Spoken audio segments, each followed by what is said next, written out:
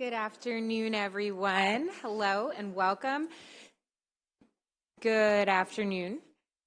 This is the Health and Social Services Subcommittee on Appropriations. If you're looking for pensions or others, they are elsewhere in the building.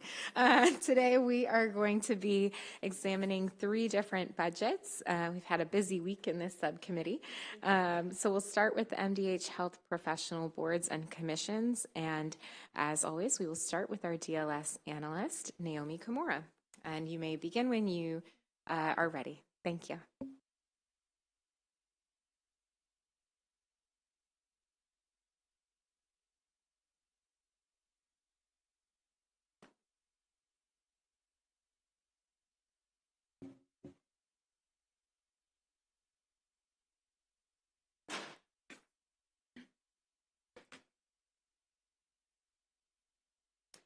Thank you, Madam Chair and members of the committee. My name is Victoria Martinez, and I'm with the Department of Legislative Services.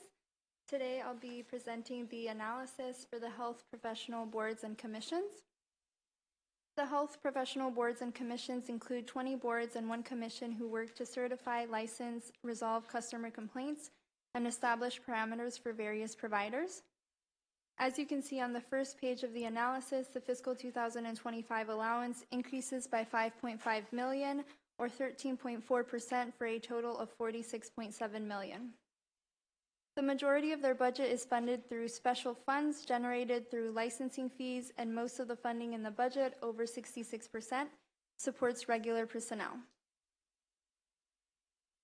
Exhibit 2 on page 4 shows the breakdown of the $5.5 million increase. The largest change is $2 million to support personnel expenditures, and the second largest is $3.6 million within the Board of Nursing for infrastructure operating costs. Page 6 summarizes the changes in the proposed Budget Reconciliation and Financing Act with the board fund balance transfers to replace with 3 board fund balance transfers to replace general fund spending under the Behavioral Health Administration.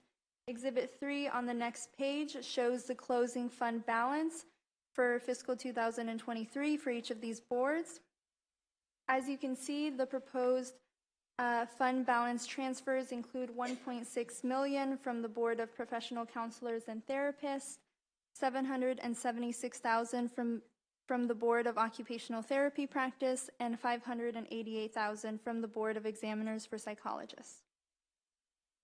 Continuing with the personnel section, the fiscal 2025 allowance includes 13 new personnel.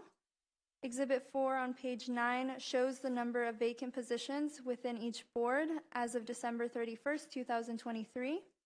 The exhibit shows a total of 32 vacant positions with a vacancy rate of 12.43%. DLS asks that the boards comment on steps they are taking to reduce vacancies, the impact of the vacancies, and how the savings from the vacant positions will be spent. The first key observation on page 10 discusses the board's status in meeting their Managing for Results investigation goals. The boards are required to meet certain goals relating to issuing new and renewal licenses and completing complaint investigations. As you can see in Exhibit 5 on page 11, the boards changed their complaint investigation goal with the time frame for completing complaint investigations by the Board of Nursing, changing from 90% within 270 days to within 540 days, and for all other boards from 100% within 180 days to 90% within 270 days. Exhibit 6 on page 12 shows the number of boards that have missed each of these MFR goals, including those that have missed the complaint goal under the old and new version of this goal.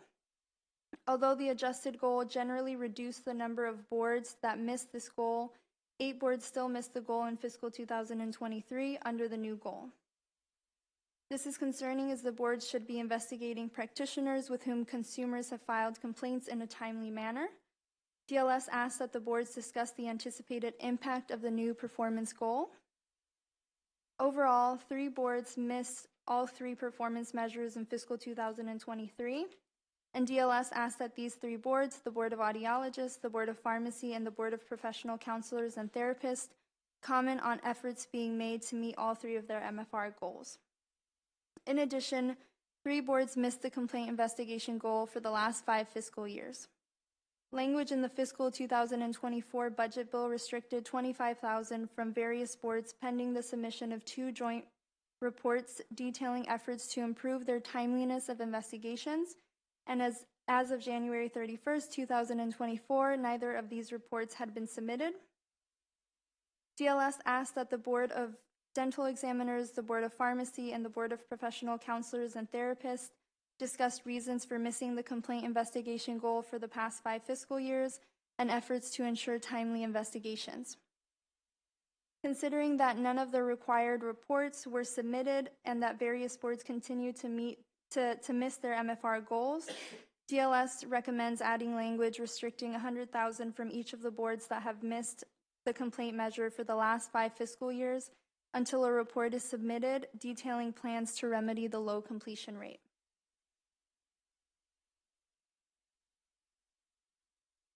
The second key observation on page 18 discusses the transfer of the Board of Nursing Infrastructure Operations to the MDH Office of the Secretary per chapters 222 and 223.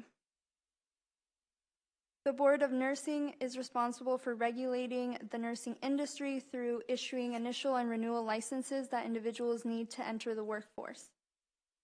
The board has experienced various challenges, such as staffing shortages and budgetary constraints, that has led to a significant backlog of nurse applications and high case processing times, as shown in Exhibit 8 on page 16. An independent evaluation of the board's infrastructure and operations highlighted key inefficiencies, including personnel, process, and technology-related deficiencies, and developed an action plan for implementing its recommendations. DLS asked that MDH comment on the details of this plan and timeline to implement the action plan developed. In addition, to implement the legislation, the fiscal 2024 budget included $8 million in general funds for the Office of the Secretary, so there is a proposed deficiency reducing this amount to $5.3 million.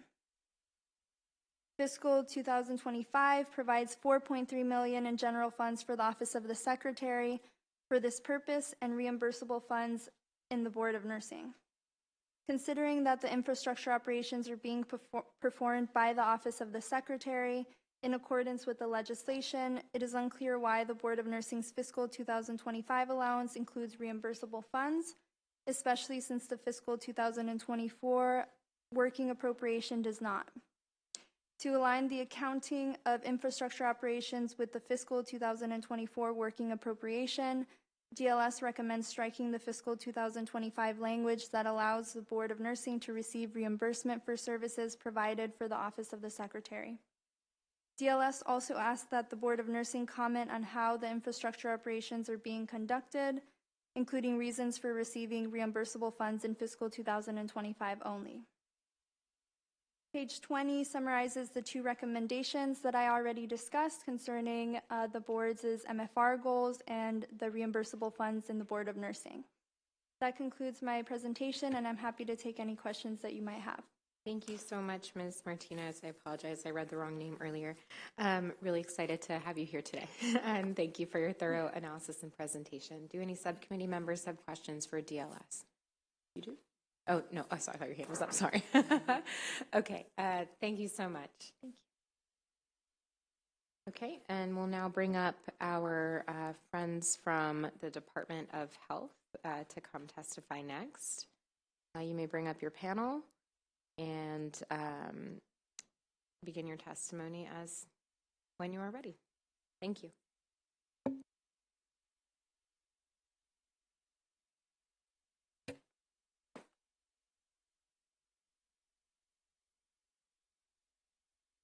Good afternoon, Madam Chair, and thank you to DLS for their thoughtful analysis today. My name is Erin McMullen. I'm Chief of Staff at the Department of Health, and I'm joined by my colleagues, Ms. Kim Link, who is a senior advisor to the Secretary on Health Occupation Boards, and then Ms. Rhonda Scott, who's the new Executive Director of the Board of Nursing.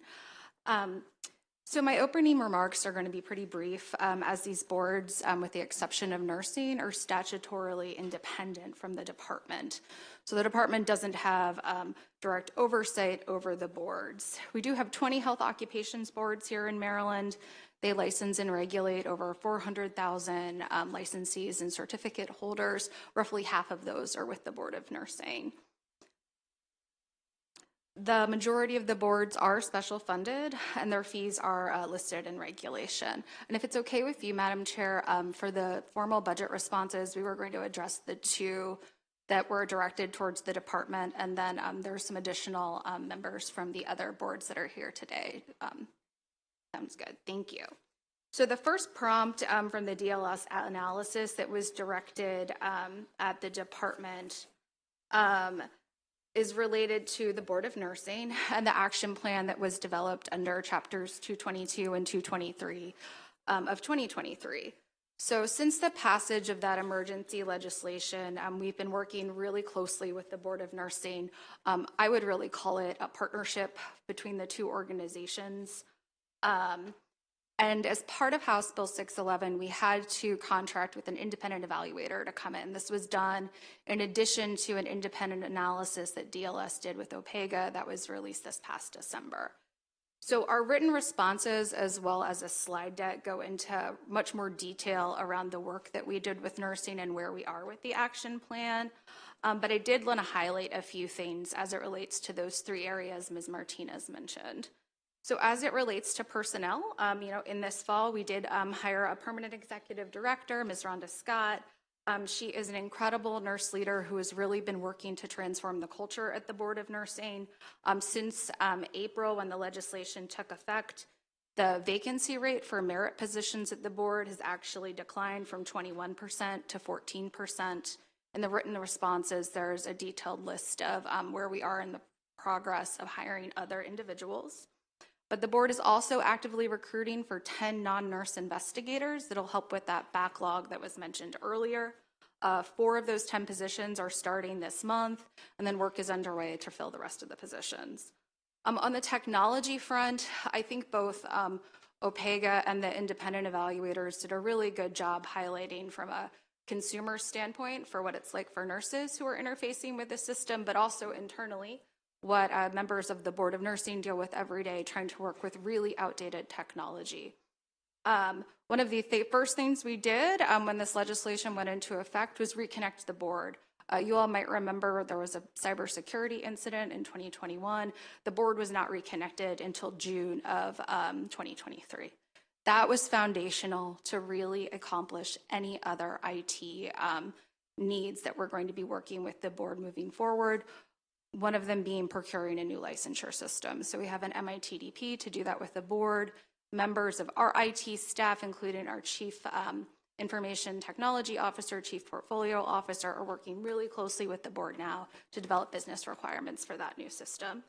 And then as it relates to process, a lot of the items that are outlined in the independent evaluator report really are dependent on having a new system.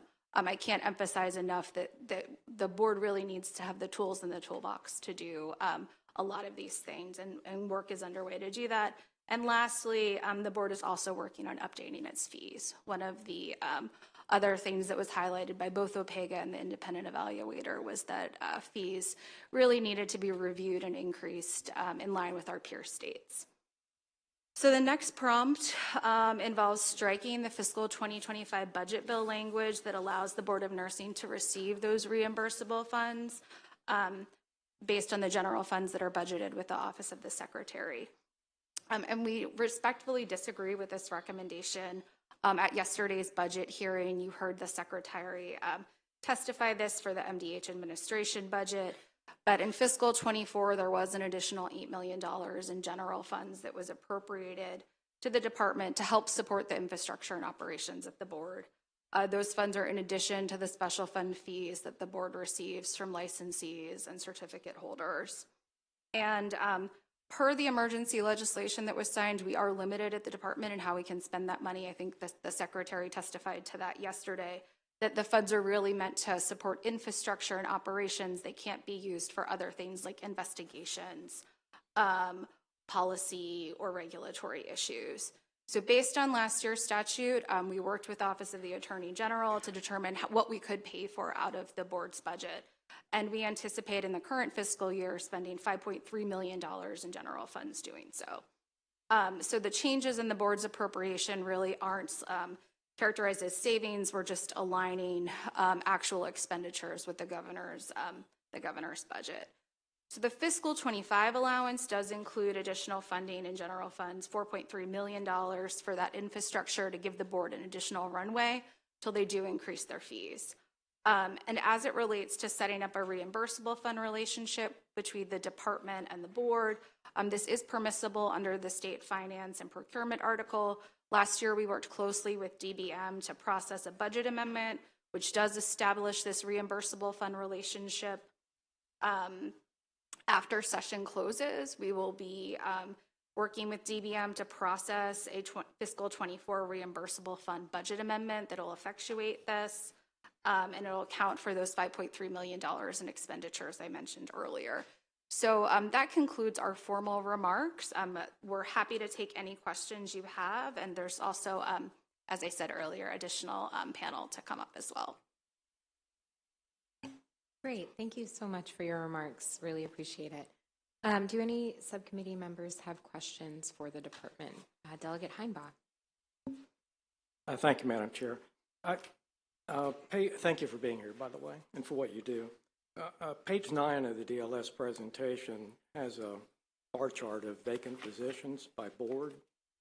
And what's interesting to me, I think if I did math right, in 25 you get to add 13 new positions, I think, if I read that right. And again, if I read it right, 6 of those will go to the social work examiners. But it looks like a lot of the backlog is with the nursing board. In fact, if I read it right, you're extending the goal from 270 days to 540 days. So I guess my question is, why aren't more of those assets going to the nursing board to reduce the backlog there? That'd be the first question. Second question would be, because I think with the additions, you'll be 17 short.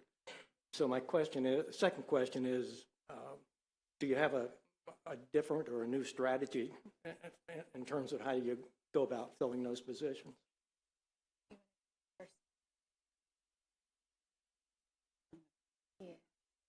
Sure, absolutely. Good afternoon, everyone. Thank you for the opportunity to be here.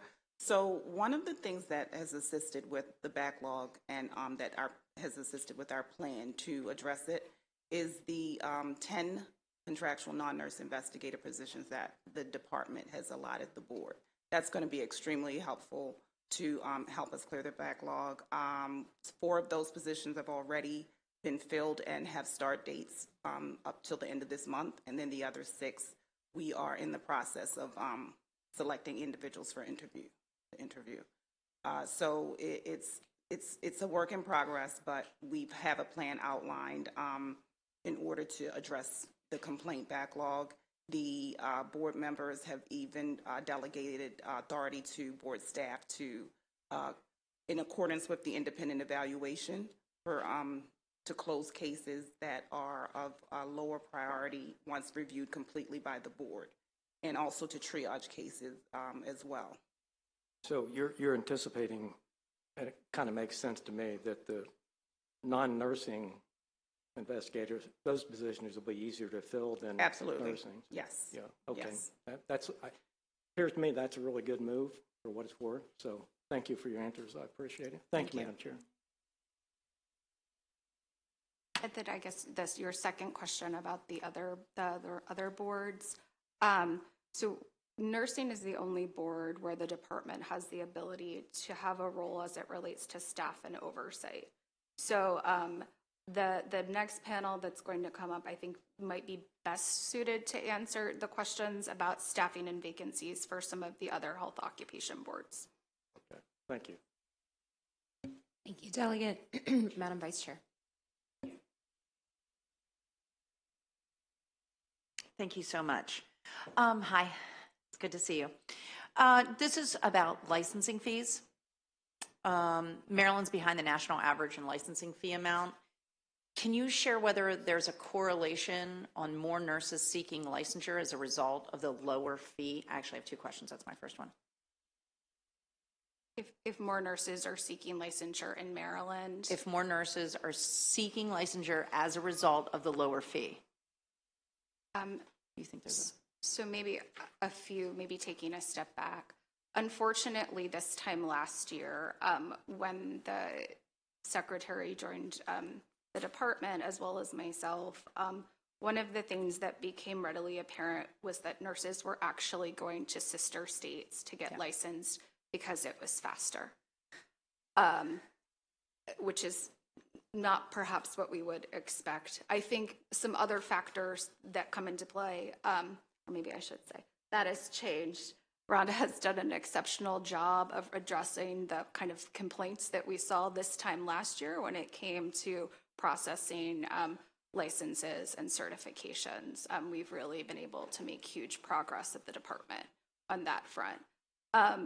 There's a few other things that come into play. Some of our sister states are compact states. So if you're licensed in one state, there's reciprocity. Other states, I think like Pennsylvania, isn't one of those states. So there's some other things at play, but I don't think our fees have been a barrier to nurses getting licensed in this state. I think some of the barriers we frankly, I think, have been faced with are technological. So technological and a backlog and a speed is what I'm hearing from some of our sister states. So you would agree that, well, so the department can you comment on what the impact would be on raising the licensing fees and what that would have to the healthcare workforce? So I think that is an analysis that's being undertaken by the board now in conjunction with our Office of Budget and Management. So what we're trying to do is, as we think about raising fees, they need to support the board's operations moving forward.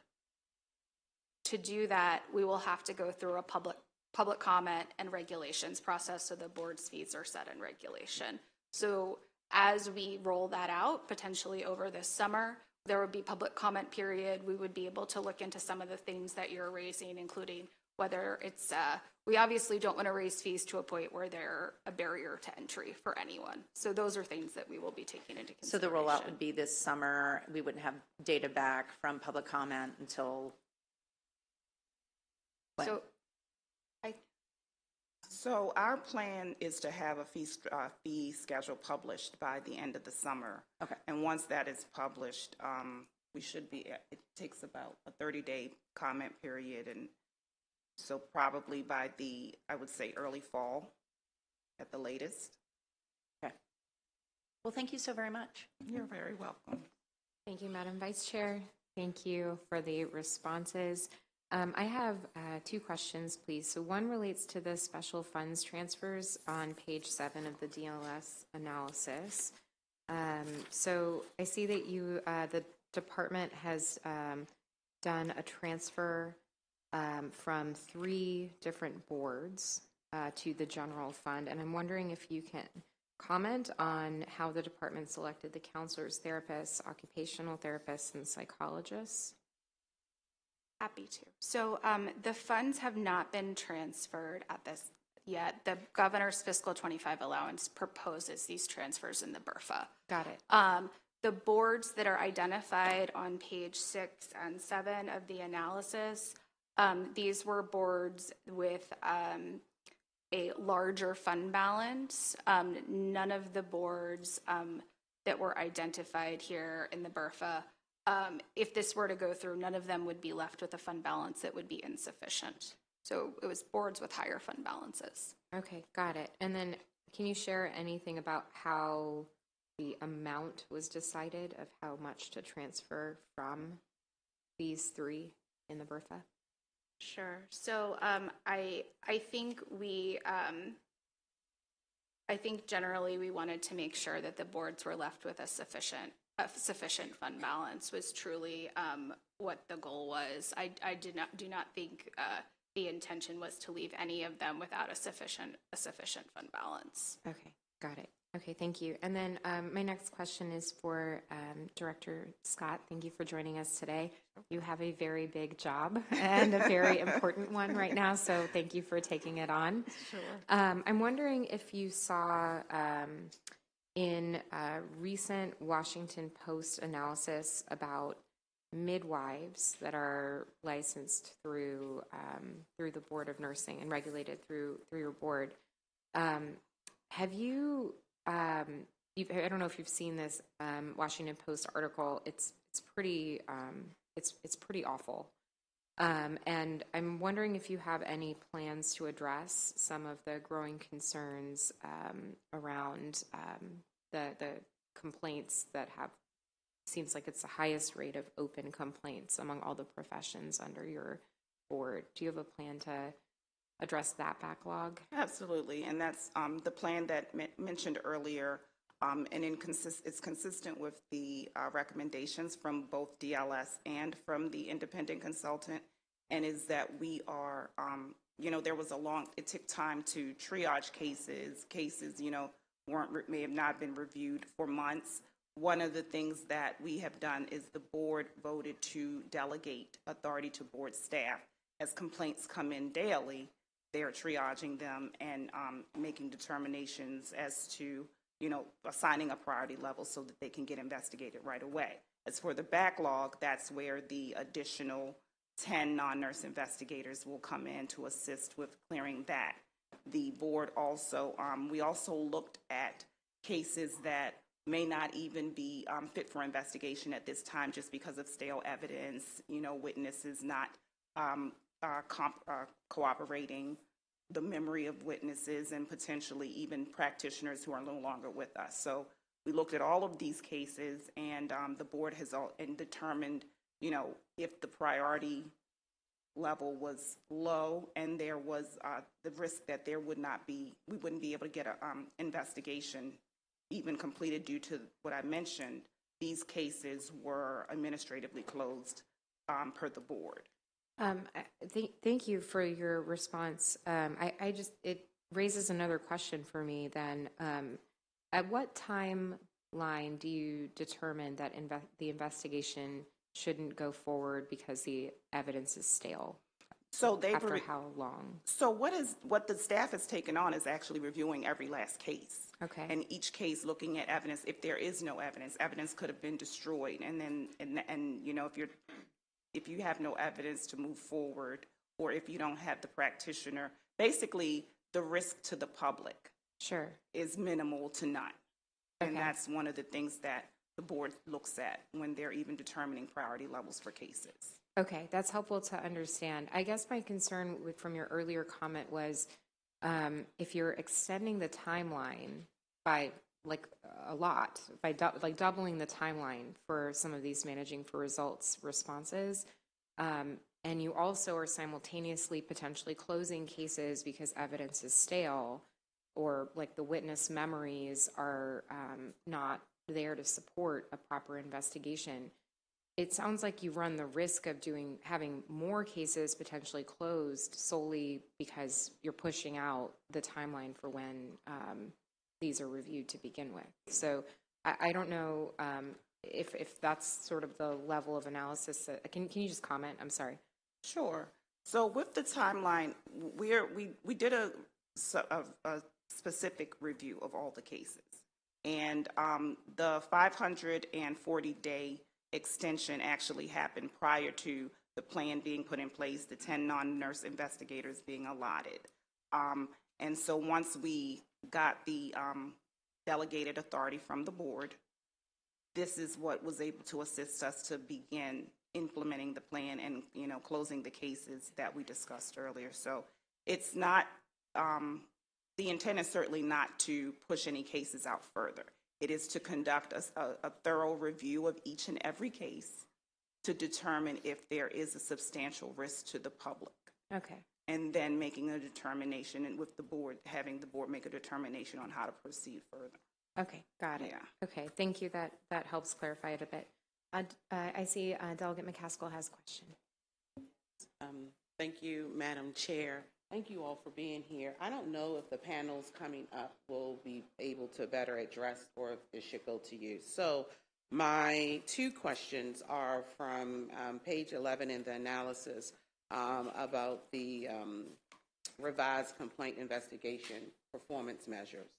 I'm just wondering, would you like to take this nice question I have? It's friendly, I'm sure. And you may say refer it to another panel, but my concern is why there is a new mindset from the original goal to the new goal to increase the days for these complaint investigations. Why is that? Why it's significantly increased? So I'm just concerned about it. Yeah, so maybe we can take that for the Board of Nursing and then Okay. let our colleagues respond on behalf of the other Okay. boards, if that's okay. Okay, perfect. So yeah, thank you for that question. So initially, the board, this was at the time where we were, severely under-resourced when it comes to our investigative staff. And so we were consistently concerned about not meeting our goal. And because this board licenses over half of all of the health occupations, all the health care workers in the state, we would naturally see considerably large amounts of complaints. So it would, just make sense that we were able to have the time to conduct the thorough investigations that we conduct. Timelines for investigations include, hearings and notice requirements and things that, can extend an investigation, a good thorough one, to a longer period. So that was what we were looking at. But once we got the additional staff allotted to us, we don't anticipate pushing things out that far. Okay, so that's quite concerning to me. And then the next one, and I don't know if this is for the panel as well, or for you all as well, for page 13, I'm looking at Exhibit 7, and my concern around this is around some of the fluctuations in the goal rate. But I wanted specifically to ask page 14, the Board of Environmental Health Specialists from 100% to 17%. Some of these percentages were quite startling to me. But could you explain to me what does it mean about a quorum of closed complaints? What does a quorum for closed complaints mean?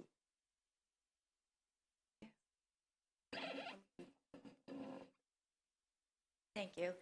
So for that particular board, I inquired had the same question as you, and Okay. I was informed that this board, in order to close cases, they go before the board, and there were many times that this board had trouble making quorum, so they were unable to meet in order to close cases. So cases may have sat as open, waiting for the board to make quorum to have a meeting to actually close them. Okay, so I may have some follow-up on that, but thank you. I appreciate that Sure. response. Thank you, Madam Chair. Thank you, Delegate. Thank you for the response. Seeing no further questions from subcommittee members, would the second panel of board members like to come join? And then you can testify as you're ready. Just introduce yourself, please, to the subcommittee.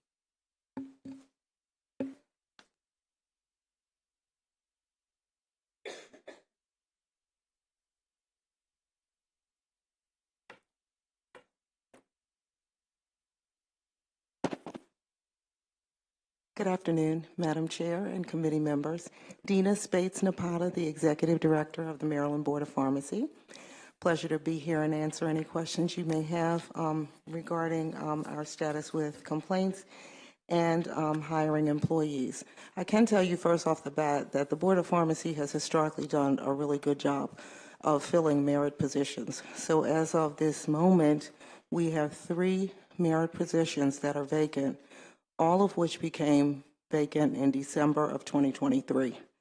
All of those positions are now posted, and I anticipate they'll be filled within the next couple of months, probably, maximum.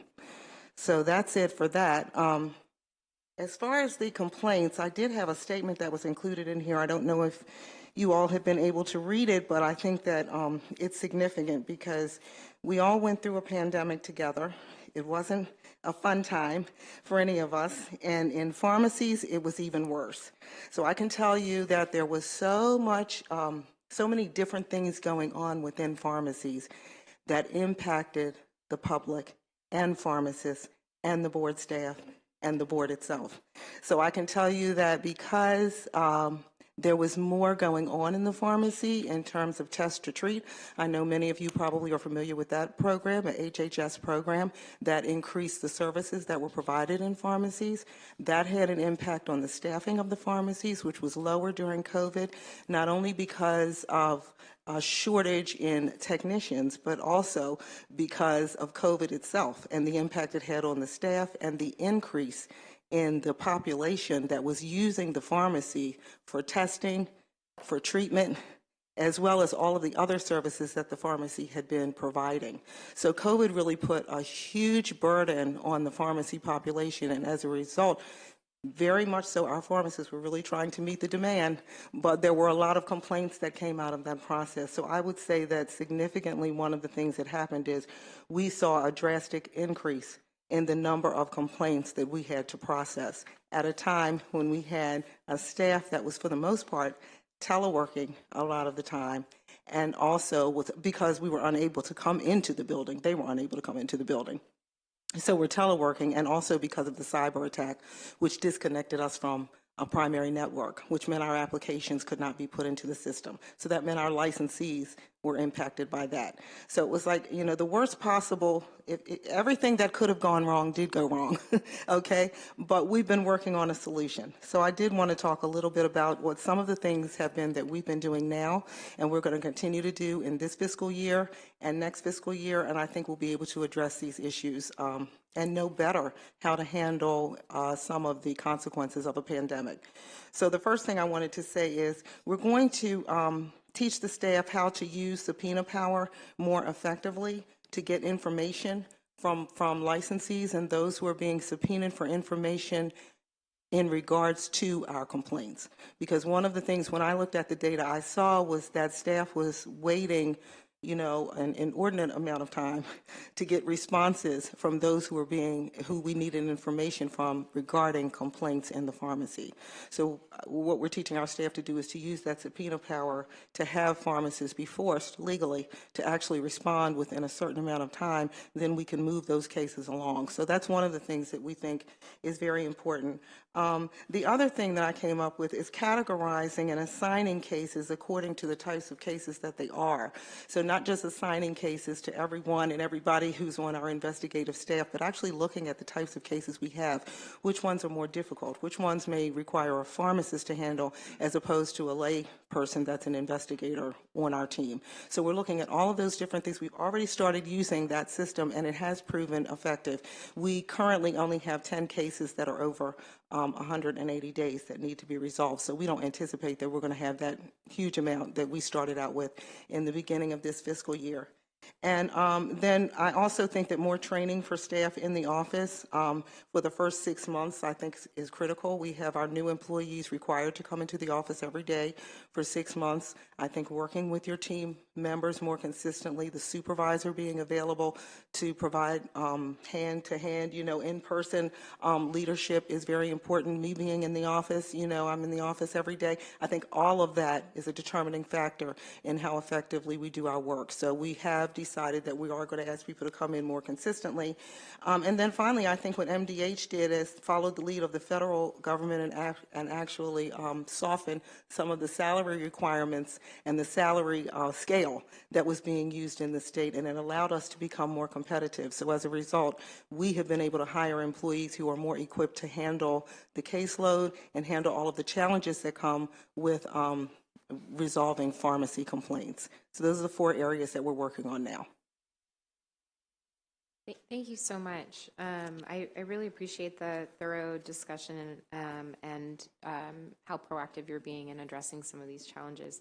I'm just looking at page 13 of the DLS analysis, the missed complaint investigation goals, and I know you referenced a number of the things that you're doing and really appreciate hearing that.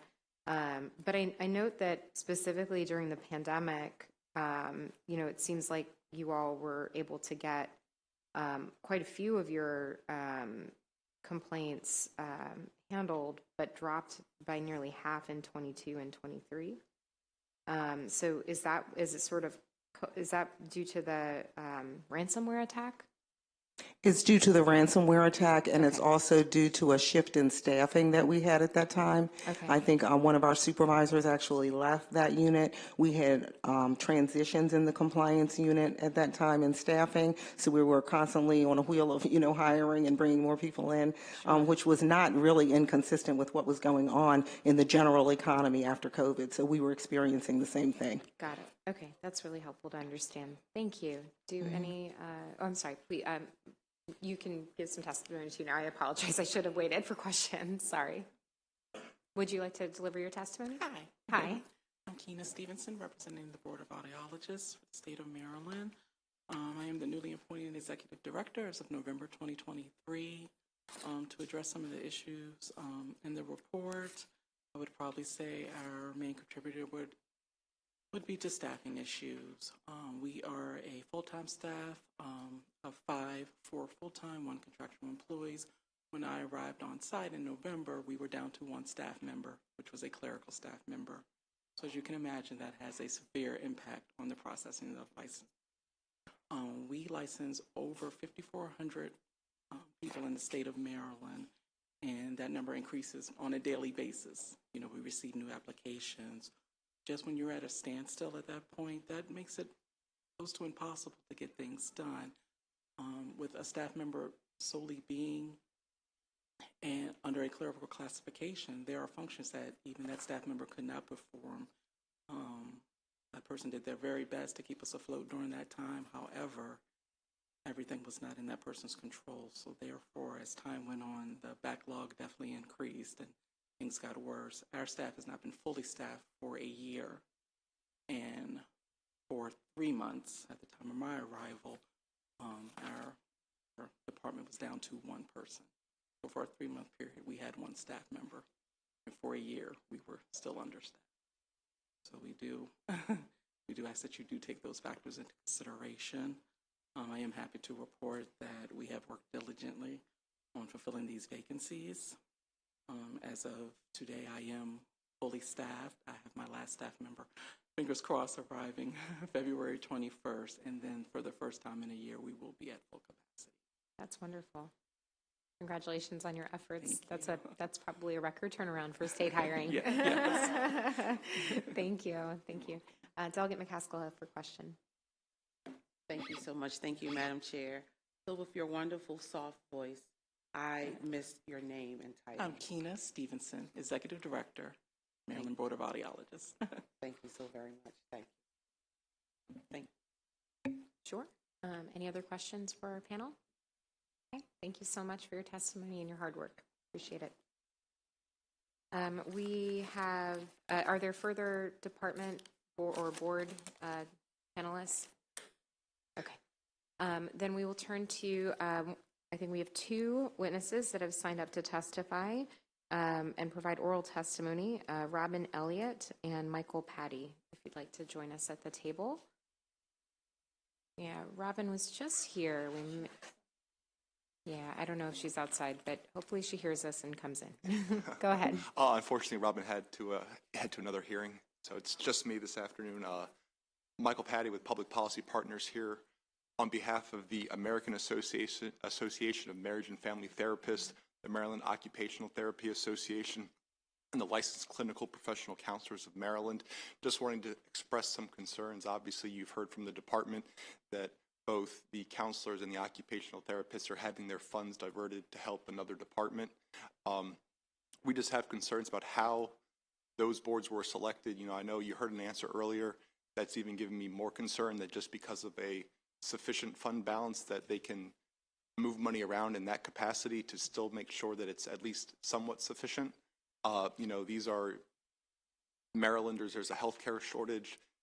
We believe that these funds should be reinvested in the board, whether it's infrastructure or more staff to help them do the good work that they already do.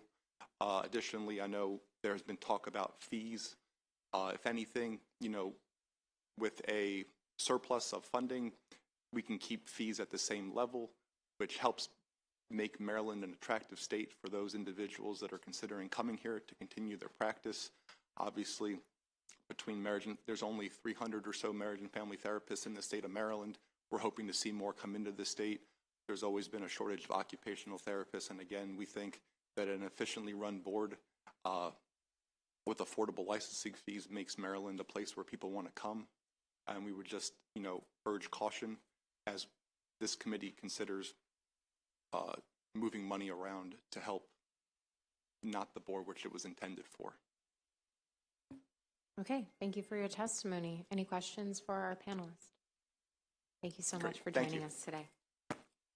All right, that concludes the hearing on MDH Health Professional Boards and Commissions. We will now continue on to the Office of Deaf and Hard of Hearing, starting with Natalie Andrade, our DLS analyst, for her report. You may begin when you are ready.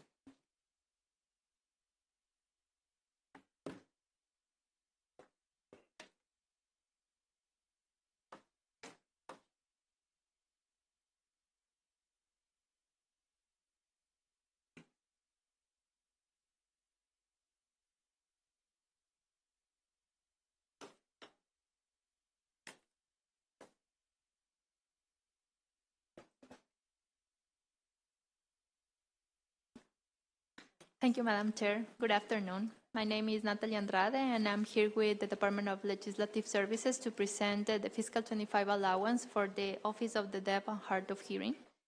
The Governor's Office of the Deaf and Hard of Hearing promotes the general welfare of deaf and hard of hearing individuals in Maryland and facilitates access to resources and services. On the first page of this analysis, you can see that the fiscal 25 budget increases by 13% compared to the fiscal 24 working appropriation to $1.05 million.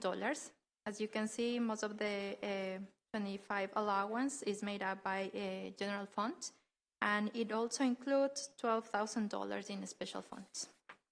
The fiscal 25 budget also includes one proposed deficiency appropriation of $395,000 in general funds to support a web portal development and 2 new positions related to the implementation of the Maryland Sign Language Interpreters Act. On page 2 of this analysis, Exhibit 1 shows the breakdown of the fiscal 25 allowance. As you can see, most of the budget goes to personnel, 80%. And the second largest share of the fiscal 25 budget is dedicated to the sign language interpreting services, which is utilized for both internal and public meetings.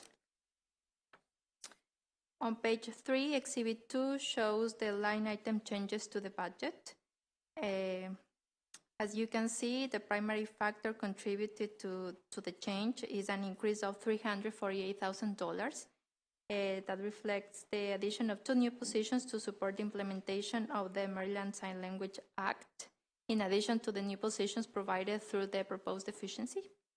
And this increase is partially offset by a decrease of $300,000 related to one-time funds to create an online portal for the licensure of sign language interpreters. On page 4, on the personal data section, we can see that the budgeted turnover for the Office of the Deaf and Hard of Hearing is set at 0%. This reflects historical patterns of a few vacancies.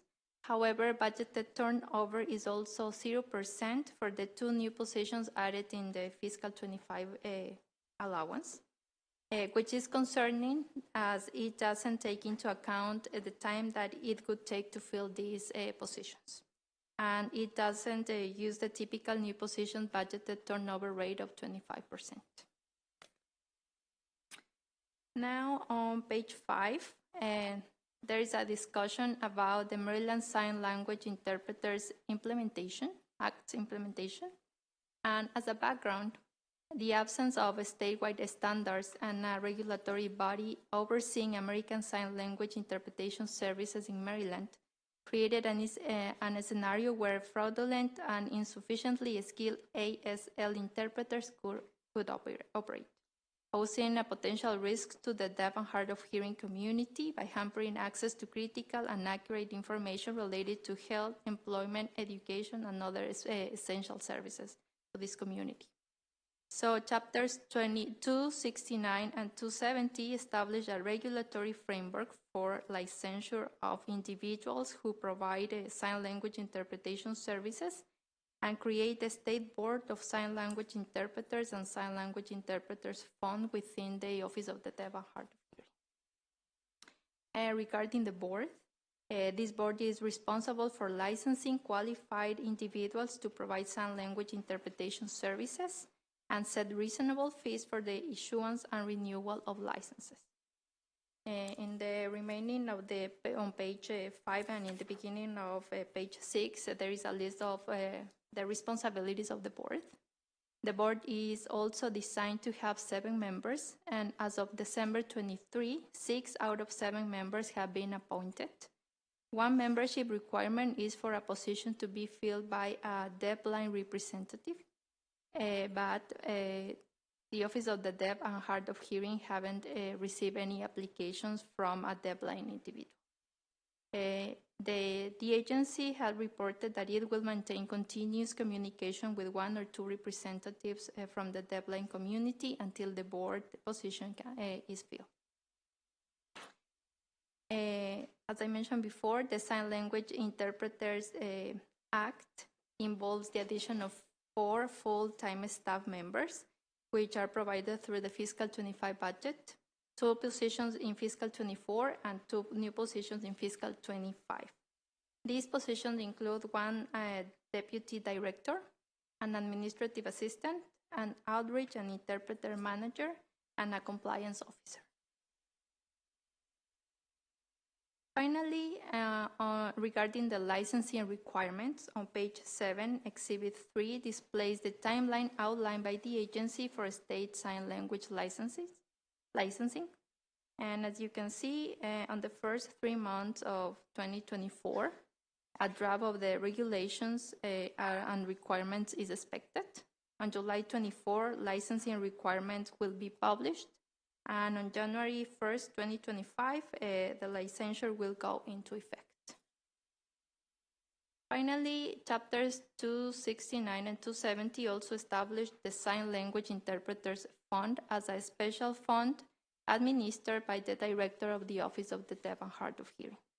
The board must set by regulation reasonable fees for the issuance and renewal of licenses and other services, and the revenue generated from these fees contributes to the fund. And the fund must be used exclusively to cover the cost related to the duties of the board.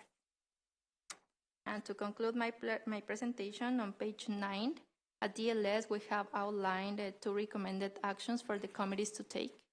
The first one is related to a recommendation to increase the turnover expectancy for the 2 new positions from 0 to 25% to be consistent with the budgeted turnover for new positions. This involves a reduction of $39,000. And the second recommended action is to request that the Office of the Deaf and Hard of Hearing submit a report on the board's formation and operation.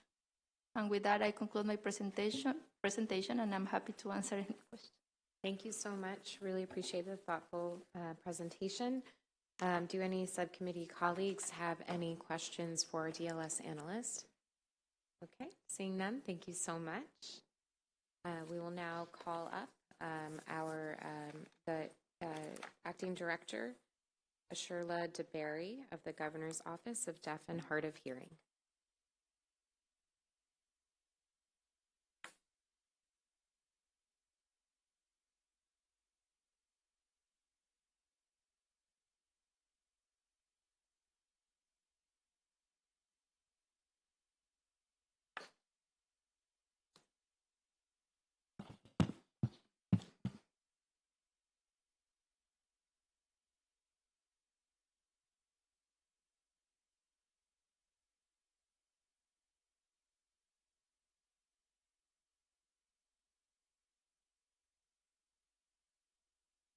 You may begin when you are ready.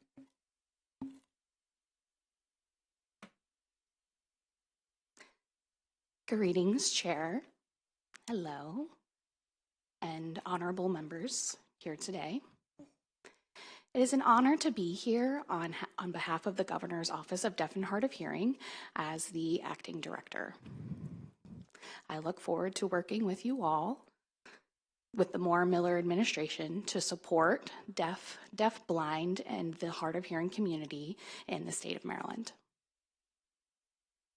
I would like to thank you for our legislative analyst, Natalie Andres, for her work with our office, and having an understanding for what we do for deaf and hard of hearing Marylanders. I'm very grateful for the hard teamwork that we have with Kate Breen here and Payal, and we have a new executive assistant, Laura, as well. In the last fiscal year, some of the highlights that we continue to meet with the Department of Human Services to improve deaf and hard of hearing accessibilities to their services. We've provided support to the Behavioral Health Administration in 5 regions, stakeholder meetings in the late winter of 2023. So we've addressed the gaps in the state of behavioral health services for the deaf, blind, and hard of hearing consumers. In October of 2023, BHA had a successful day of long training, and that was opened up by our Lieutenant Governor Miller. We invited deaf and hard of hearing professionals and published academics from the behavioral health field to give presentations. Some of them are actively providing services, and some of them are consistently doing research specifically for children and how BIPOC, deaf and hard of hearing consumers are impacted.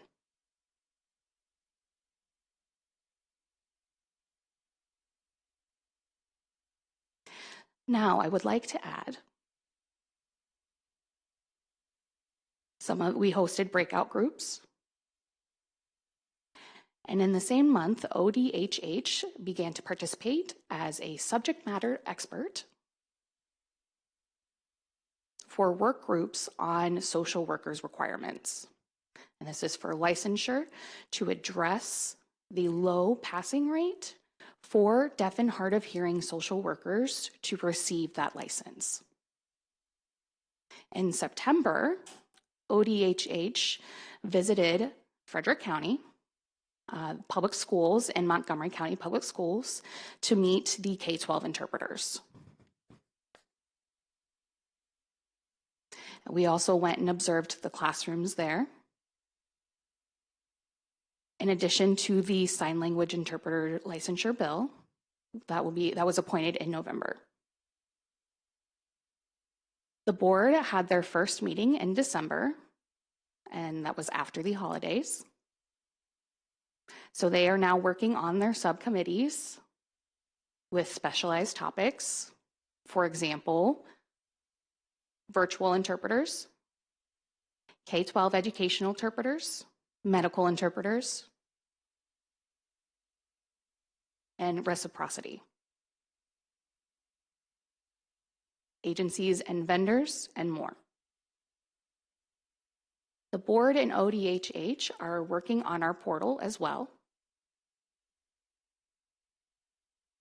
For personnel data on page 4, DLS recommended that we adjust the budget for turnover for the new positions to 25%, with the recommendation of the budget turnover for the new position. ODHH respectfully disagrees. The State Board of Sign Language Interpreters and ODHH are working to establish this functional portal by July 2024. As such, recruitment efforts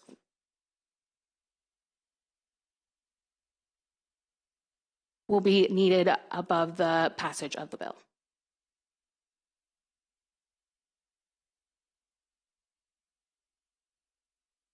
Additional staff will support the efforts of the applications and the licenses once the portal is available. And this will also include outreach to meet with various organizations and offices, including hospitals, clinics, and things of that sort, to provide them with tools in identifying licensed interpreters that are allowed to work in the state of Maryland and also consult with us.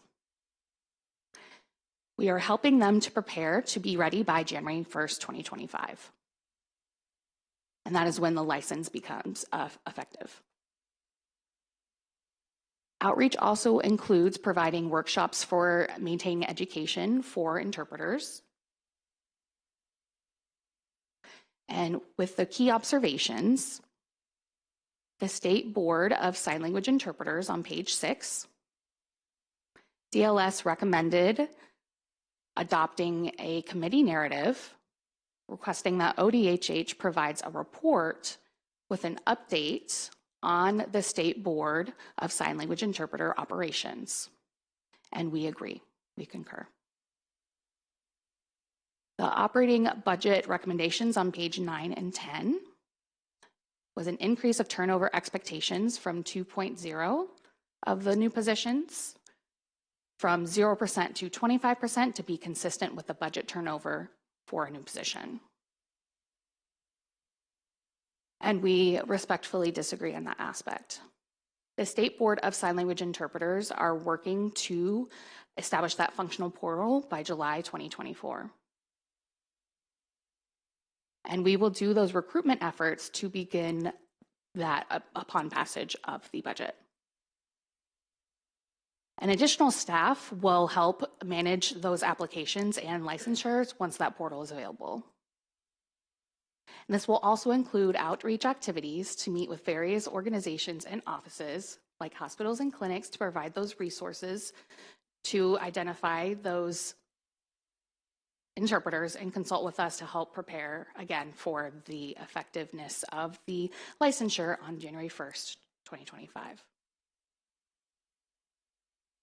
And adopt the following narrative, and it's up to the State Board of Sign Language Interpreters, and ODHH concurs.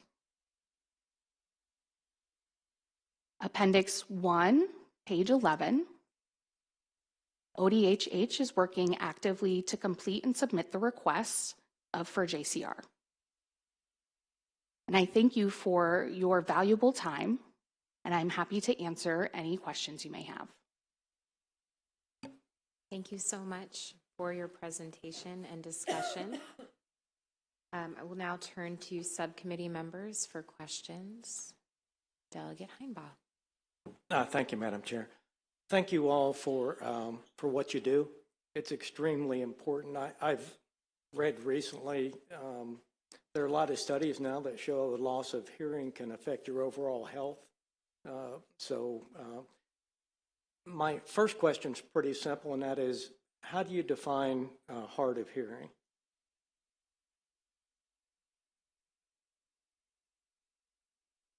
Is it based on a certain percentage loss of hearing, or?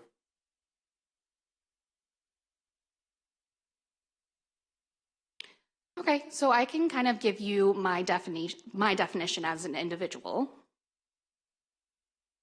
And maybe Kate will add on if she would like to. So some people, they identify that as part of their culture, meaning they were born deaf. They may come from a deaf family. And if they're exposed to deaf culture within their families, a lot of times they will identify themselves as a deaf individual. So some people are deaf, but call themselves hard of hearing. And again, it depends on their hearing loss and their cultural identity. Some may prefer to speak without an interpreter. Some may culturally identify themselves as hard of hearing. I grew up oral speaking, and my family called me hearing impaired. And that's what they knew at that time. Then later, I became exposed to the culture through the School for the Deaf, and I told my family, I'm deaf. It doesn't matter what my hearing loss level is. I'm deaf, but some people prefer to identify as hard of hearing. And a lot of times you're right, it does have to do with the amount of hearing that they have. I don't know if Kate wants to add. I know you mentioned about research. There is less access to information that impacts your cognition. But you're right, yeah, it does impact the mental health when it comes to hearing loss. Okay, thank you. I was going to ask questions about what you were doing with the additional staffing that's called for, but you've already answered that. So thank you very much. And thank you for what you do. It's extremely important. Thank you, Madam Chair. Thank you, Delegate. Delegate McCaskill first. Your mic was lit first. Yeah. No problem. Thank you, Madam Chair. You did touch on it, but I just want to be clear. So as the DLS notes in its analysis on page 4, the typical budget for new position turnover is 25%. As you've testified, recruitment efforts will begin immediately after the budget is passed. What specific actions for recruitment are planned to ensure that the turnover is the estimated 0%?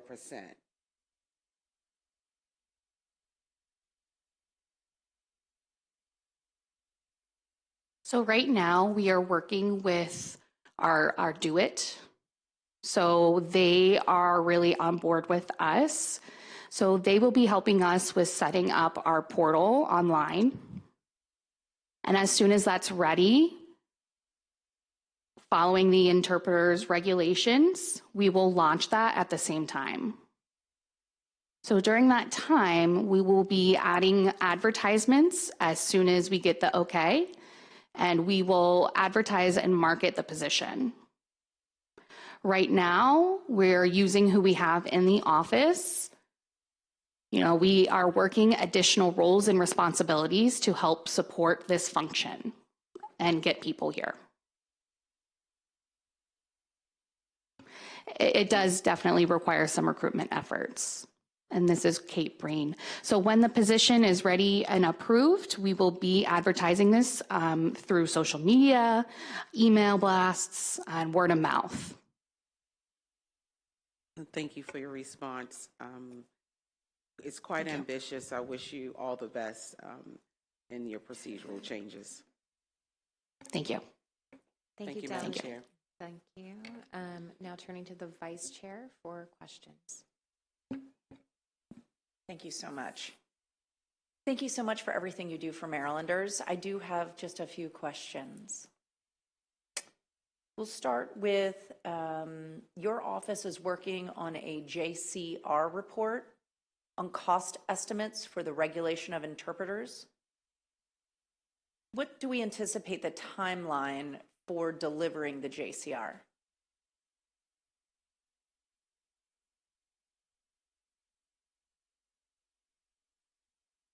So we are currently working on that. I do appreciate that question.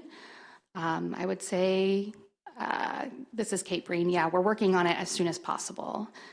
So this is Asherla. Yeah, Kate is saying that we will get it done as soon as possible. Okay, great, great. And now I'm gonna hopscotch over to travel budget.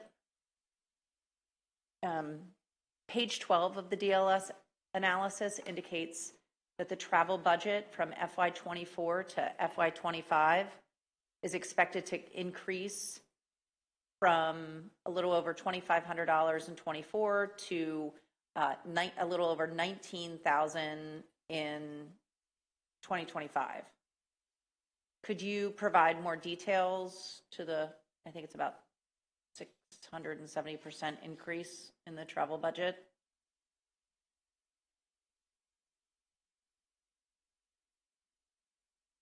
This is Kate Breen. I believe that also includes the interpreter's cost because we have to meet out in the community and we have to get interpreters to facilitate that communication for us. That's one large part of that. Did you not have to do that last year? Yeah. Because this is a big jump of 670%. And I think the question the vice chair is asking is what accounts for the difference? I assume we were traveling.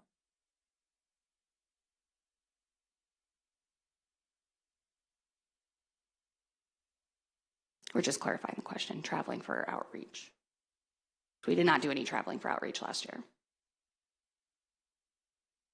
Why don't we follow? Yeah, we can follow up with you all. Thank you. Thank you.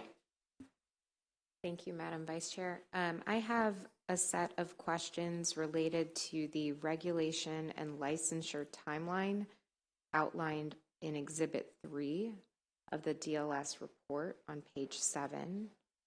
This is related to the state sign language licensing timeline. And the first question is whether the beginning of the work on the website portal is contingent upon the approval of the regulations listed.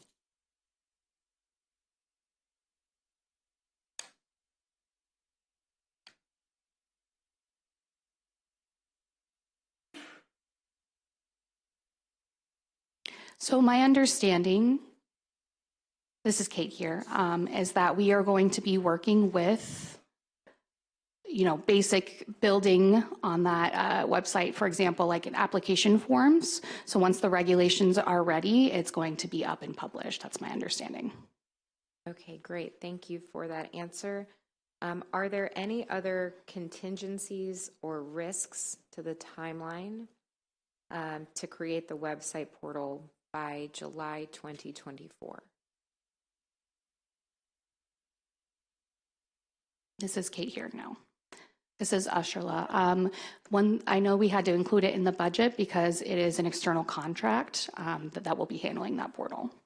Okay, thank you. And then the last question I have is on page 6. There is an administrative assistant role that's mentioned that will help with the license application processing. Is there an estimated number of license applications expected by the end of 2024 that this role will be able to process?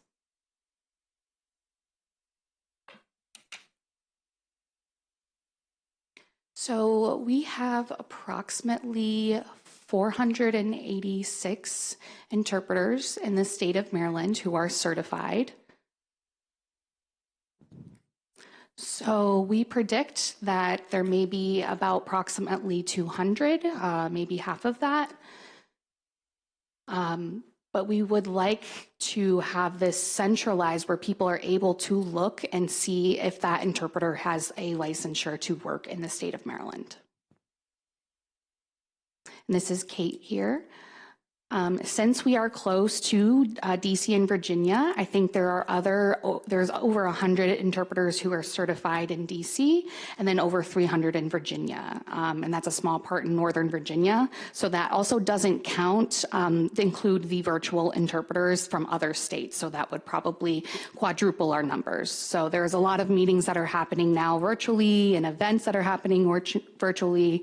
I've had interpreters from Washington State and from California for my virtual events myself. So these are conservative numbers.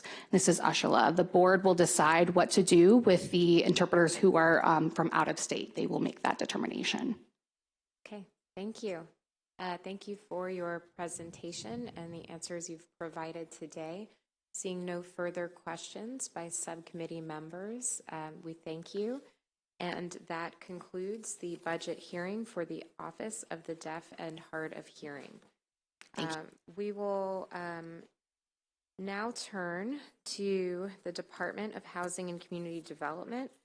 We have quite a few people signed up to testify on this as well, but as always, we will start with our DLS analyst, Emily Haskell. And then after Emily, you go and the subcommittee has a chance to ask questions, we're going to just break for 5 minutes because it's been a long stretch for us. You may proceed when you're ready. Thank you, Madam Chair. Again, my name is Emily Haskell, and I'll be presenting the operating budget analysis for the Department of Housing and Community Development. I'll start on page 1 with the operating budget summary. You can see the budget decreases by $24.5 million, or 4.6%, to $504.6 million. This is mostly due to the end of American Rescue Plan Act funding for the Homeowner Assistance Fund. Excluding COVID-19 relief, the HCD's budget actually increases by about 6%. Jumping ahead to page 5, Exhibit 1 shows the sources and uses of DHCD's funding across both its operating and capital budgets, as well as non-budgeted revenue bonds and federal tax credits. Funding from all sources totals $2.2 billion in fiscal 2023, out of which 15% is state funds. Rental housing development was the biggest component of DHCD expenditures, followed by homeownership activities. Next, starting on page 6, there's a discussion of the department's homelessness programs. Exhibit 2 on page 6 shows data from the annual point-in-time count of homeless individuals in the state, which has been rising for the past couple of years, but was still slightly below pre-pandemic levels in January 2023. Last month, the department announced that they were creating a new division of homeless solutions, separating DHCD's homelessness programs from the Division of Neighborhood Revitalization. And the fiscal 2025 allowance includes 8 new positions related to homelessness solutions and anti-poverty programs. Exhibit 3 on page 7 shows the fiscal 2024 awards under the Homelessness Solutions Program made to local continuums of care, with more than half of the $14.8 million supporting emergency shelter and rapid rehousing activities. Exhibit 4 on page 8 shows that the number of people served through the Homelessness Solutions Program in fiscal 2023 declined to about 10,300 people. However, this managing for results data does not include people served using federal COVID-19 relief funding, which communities of care were prioritizing during this time frame. When you look at all sources, the department reports that continuums of care actually served more people in fiscal 2023, about 32,000 people. However, increasing costs of service delivery are impacting the number of people who can be served through the department's Homelessness Solutions Program. The department advises that as a result of rental market conditions and wages not keeping up with rising housing costs, households are needing deeper subsidies in order to regain stability and are staying in shelters longer, and this reduces the number of individuals that can be served. I'll jump ahead again to page 10. Exhibit 5 shows a breakdown of what's in the fiscal 2025 allowance. Rental services, you can see, make up the largest part of the budget, more than 60%. This is driven by $265 million in federal funds for project-based rental assistance. Pages 12 and 13 have a discussion of new administration initiatives. The first, House Bill 693 and Senate Bill 481, would establish an Office of Tenants' Rights in the department to ensure that tenants have the information necessary to understand their rights under state and federal law. And the fiscal 2025 allowance includes general funds for 3 positions, contingent on legislation establishing the office. Next, House Bill 599 and Senate Bill 483 would establish the Maryland Community Investment Corporation as an independent instrumentality of the state, which would be able to apply for federal new markets tax credits and make investments in low-income communities in Maryland. The fiscal 2025 allowance includes $800,000 in general funds for DHCD to pass through to the corporation for startup costs, again, contingent on legislation. The fiscal 2025 allowance also includes $1 million in general funds to replace special funds from DHCD's General Bond Reserve Fund for operating assistance grants to nonprofits and local governments. However, the replaced special funds are still included in the allowance in error, and DLS recommends deleting the $1 million in special funds that are double budgeted. Next, I'll talk a bit about the expansion of the department's energy programs. Overall, funding for energy assistance programs in DHCD's operating budget increases by $11.6 million, or 21%, to a total of $66 million. This is primarily due to the expansion of the Empower Maryland program, which is funded through an assessment on utility ratepayers and helps low-income households undertake energy conservation projects in their homes at no charge. In December 2023, the Public Service Commission approved DHCD's proposal for the next 3-year program cycle, including a significant expansion of program activity in order to meet the energy savings goals established by Chapter 572 of 2023. The allowance includes funding for 4 new positions and 6 contractual conversions related to Empower, including for staff who will be dedicated to marketing activities, assistance with the application process, and efforts to expand awareness of the program and increase participation. On page 14, you can see that the fiscal 2025 allowance includes $10 million in rental subsidies, the newly established statewide rental assistance voucher program, which was mandated by legislation from last session. This program will provide housing subsidies to families while they wait for federal housing assistance. The HCD is in the process of preparing for program implementation once the funding becomes available in fiscal 2025. On page 16, this shows the personnel data for the department. Regular positions are increasing by 91 in the fiscal 2025 allowance. That's an increase of 26%. This includes 56 contractual conversions, but it also includes new positions in nearly every program across the agency. Some of the largest increases are the 8 positions I mentioned earlier for homelessness solutions and anti-poverty programs, as well as the increase for Empower. I will also note that the department has a relatively low vacancy rate of just under 6%. Next, I'll turn to the discussion of broadband, beginning on page 17. Exhibit 8 shows all funding for broadband initiatives across both the operating and capital budgets, totaling more than $710 million over the past several years. Nearly all of this is federal funds from the American Rescue Plan Act and the Infrastructure Investment and Jobs Act. As you can see, most of the funding is in the capital budget, and that'll be discussed further in the capital budget analysis, and today I'll focus on the operating programs. On page 18, Exhibit 9 shows the programs funded in the operating budget. The largest is the Maryland Emergency Broadband Benefit, which provides a $15 per month subsidy for low-income households. That's supplementing the Federal Affordable Connectivity Program, or ACP. As of January 2024, approximately 180,000 Maryland households are receiving the state subsidy, and more than 280,000 are enrolled in the ACP. Out of the $45 million allocated for the state subsidy, $32 million has been expended to date. The next largest program is the Connected Devices Program, funded with $30 million to provide computing devices to low-income households. DHCD awarded $27.3 million for local jurisdictions and community partners to distribute devices, and the department plans to use the remaining $2.7 million for grants to assist targeted populations with using the devices. All of that funding was with American Rescue Plan Act funds, and looking ahead, the state is also expecting to receive Infrastructure Investment and Jobs Act funding, including $268 million for the BEAD infrastructure program, and also a little under $5 million annually for digital equity programs. The fiscal 2025 allowance includes $4 million for digital equity programs, and the capital budget includes the entirety of the infrastructure funding across fiscal years 2024 and 2025. In November, the department published its draft plans for both the BEAD infrastructure program and digital equity programs. For infrastructure, the department's final proposal will be due to the U.S. Department of Commerce in December 2024 and will include anticipated provisional awards for projects. And the department anticipates making final awards in early 2025, and project construction for those projects is expected to last through calendar 2028. For digital equity programs, the draft plan identifies Maryland's barriers and assets for achieving digital equity and outlines a strategy for partner engagement and program implementation. DHCD programs will aim to strengthen the capabilities of community anchor institutions, increase participation in subsidy programs, expand device access, and enable skills development.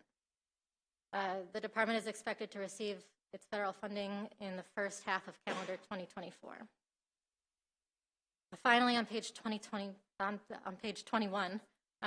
this shows the DLS recommendation to eliminate special funds that are double budgeted for operating assistance grants.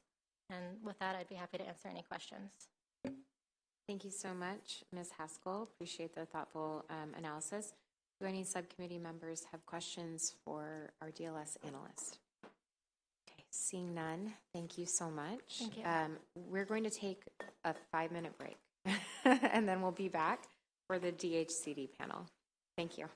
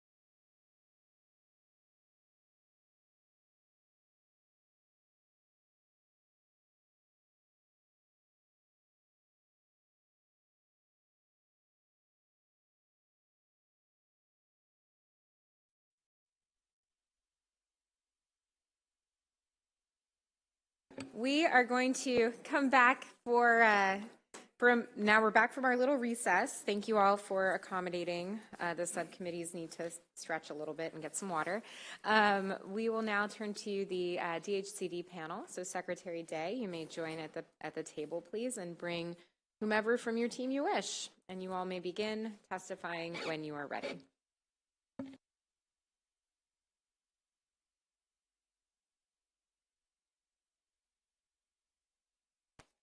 Chair Shetty, Vice Chair Jones, members of the subcommittee, thank you so much for having us here today. For the record, my name is Jake Day, Secretary of the Department of Housing and Community Development. I'm joined to my right by Deputy Secretary Julia Glanz, and to my left by Chief Operating Officer of the Department, Garrett King, and Chief Financial Officer, Sergey Kuzmanchuk, to my far left. Once again, I just want to say thank you for your time here today. I also want to say thank you to Emily Haskell from DLS, our analyst, for her diligent work and thorough and fair budget analysis. Our state is facing a housing shortage of approximately 96,000 units.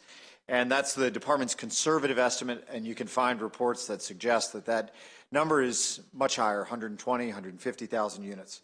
Maryland is at an inflection point, and we are committed to facing this challenge head on. Governor Moore's proposed budget and supporting legislative package signal that the creation and preservation of affordable housing can and should be a priority for the state. After my first year as secretary, I know DHCD and its team have the experience and expertise to meet this challenge, supported by a proven track record of fiscal discipline and prudent investment. I would like to express my gratitude once again for DLS and for members of the General Assembly who have been, and I hope will be able to continue to be, partners in this work as we ensure shelter for all in affordable, lovable, and just communities around the state. I'd now like to provide just a few brief notes in response to DLS's recommendations and observations. In response to DLS's recommendation to reduce special funds for DHCD's operating assistance grants, the department concurs that the special funds are duplicative of general fund resources provided. And as to DLS's observation of DHCD's personnel increase, simply put, to meet the administration and department's bold goals, the agency must be staffed at appropriate levels to best serve Marylanders through its current programs and the expansion of its roles and responsibilities as proposed in the Moore-Miller administration's legislative package, and to meaningfully confront the housing crisis that we face. The increase in new positions is only 10%. As more than half of the 91 PINs will be used to provide current contractual employees whose roles are essential to DHCD's bottom line and have been with the agency for more than 2 years, a permanent position to ensure the continuity of the agency's success. These positions are especially important to retain our workforce as the agency is charged with more funds and more responsibilities, and we're positioned right outside of D.C. where there are bountiful opportunities for our highly skilled financial workers to be employed by not only private sector competitors, but the D.C. federal government and D.C. government, federal government, and county governments nearby. With that, I am happy to take questions from this committee following a brief, federally required overview of our department's Community Services Block Grant program by our new Assistant Secretary of Homeless Solutions, Danielle Meister. And can we make room for Danielle? Sergey, do you mind?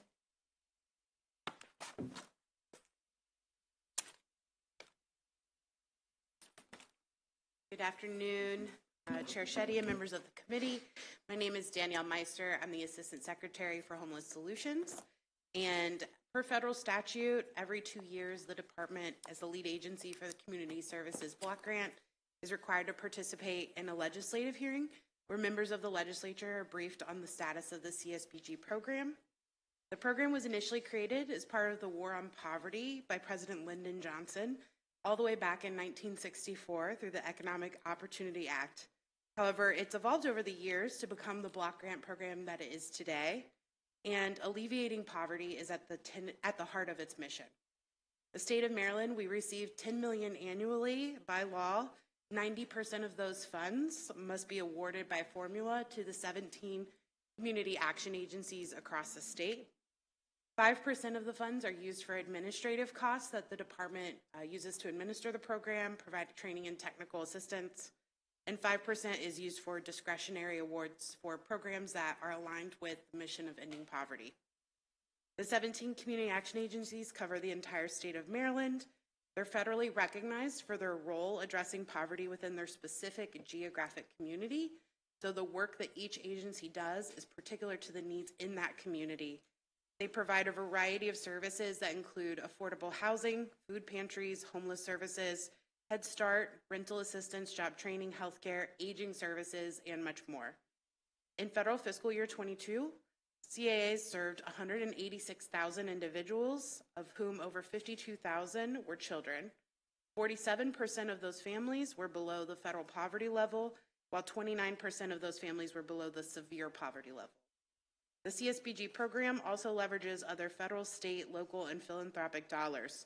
For every $1 that's awarded through CSBG, our agencies are leveraging about $20 in other types of funding, which means that they're resulting in over $183 million of non-CSBG funding leveraged each year.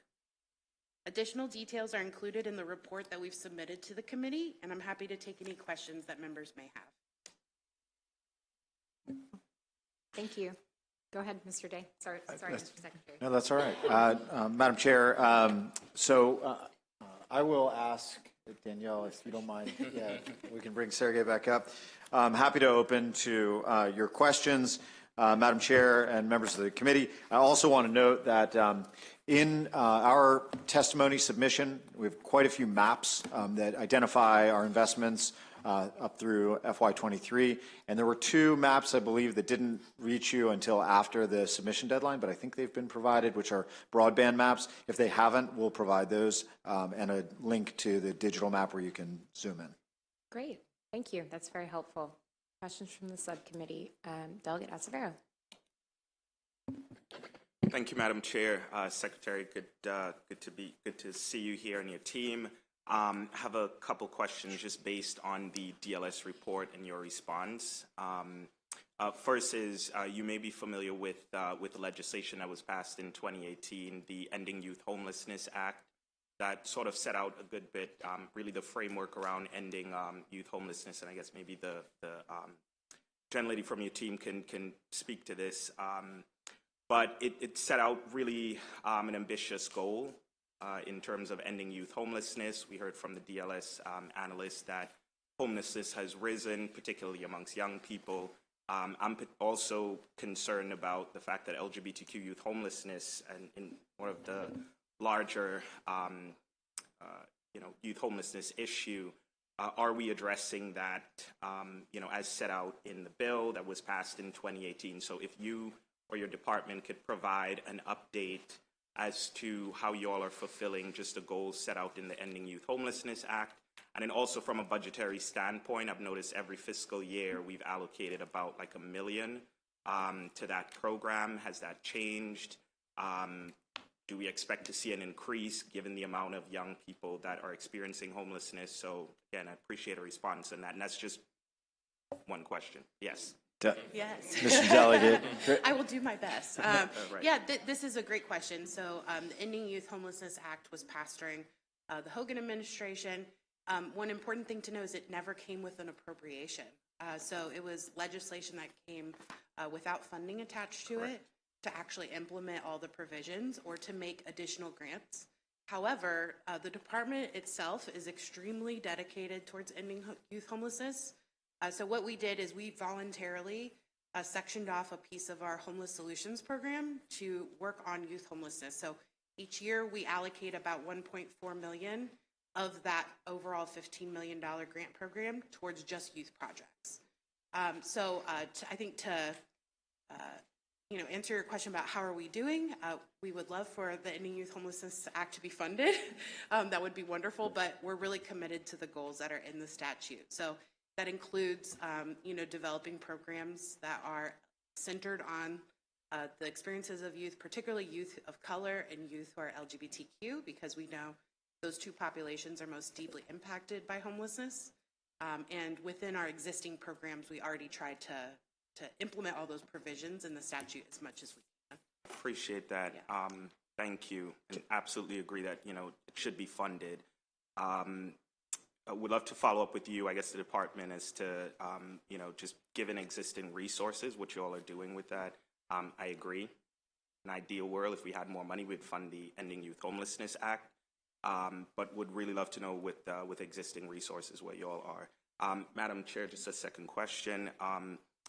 Also, Secretary, I think it was last legislative session or the one before that, we had passed legislation creating the Appraisal Gap Task Force, of which I believe you're a member.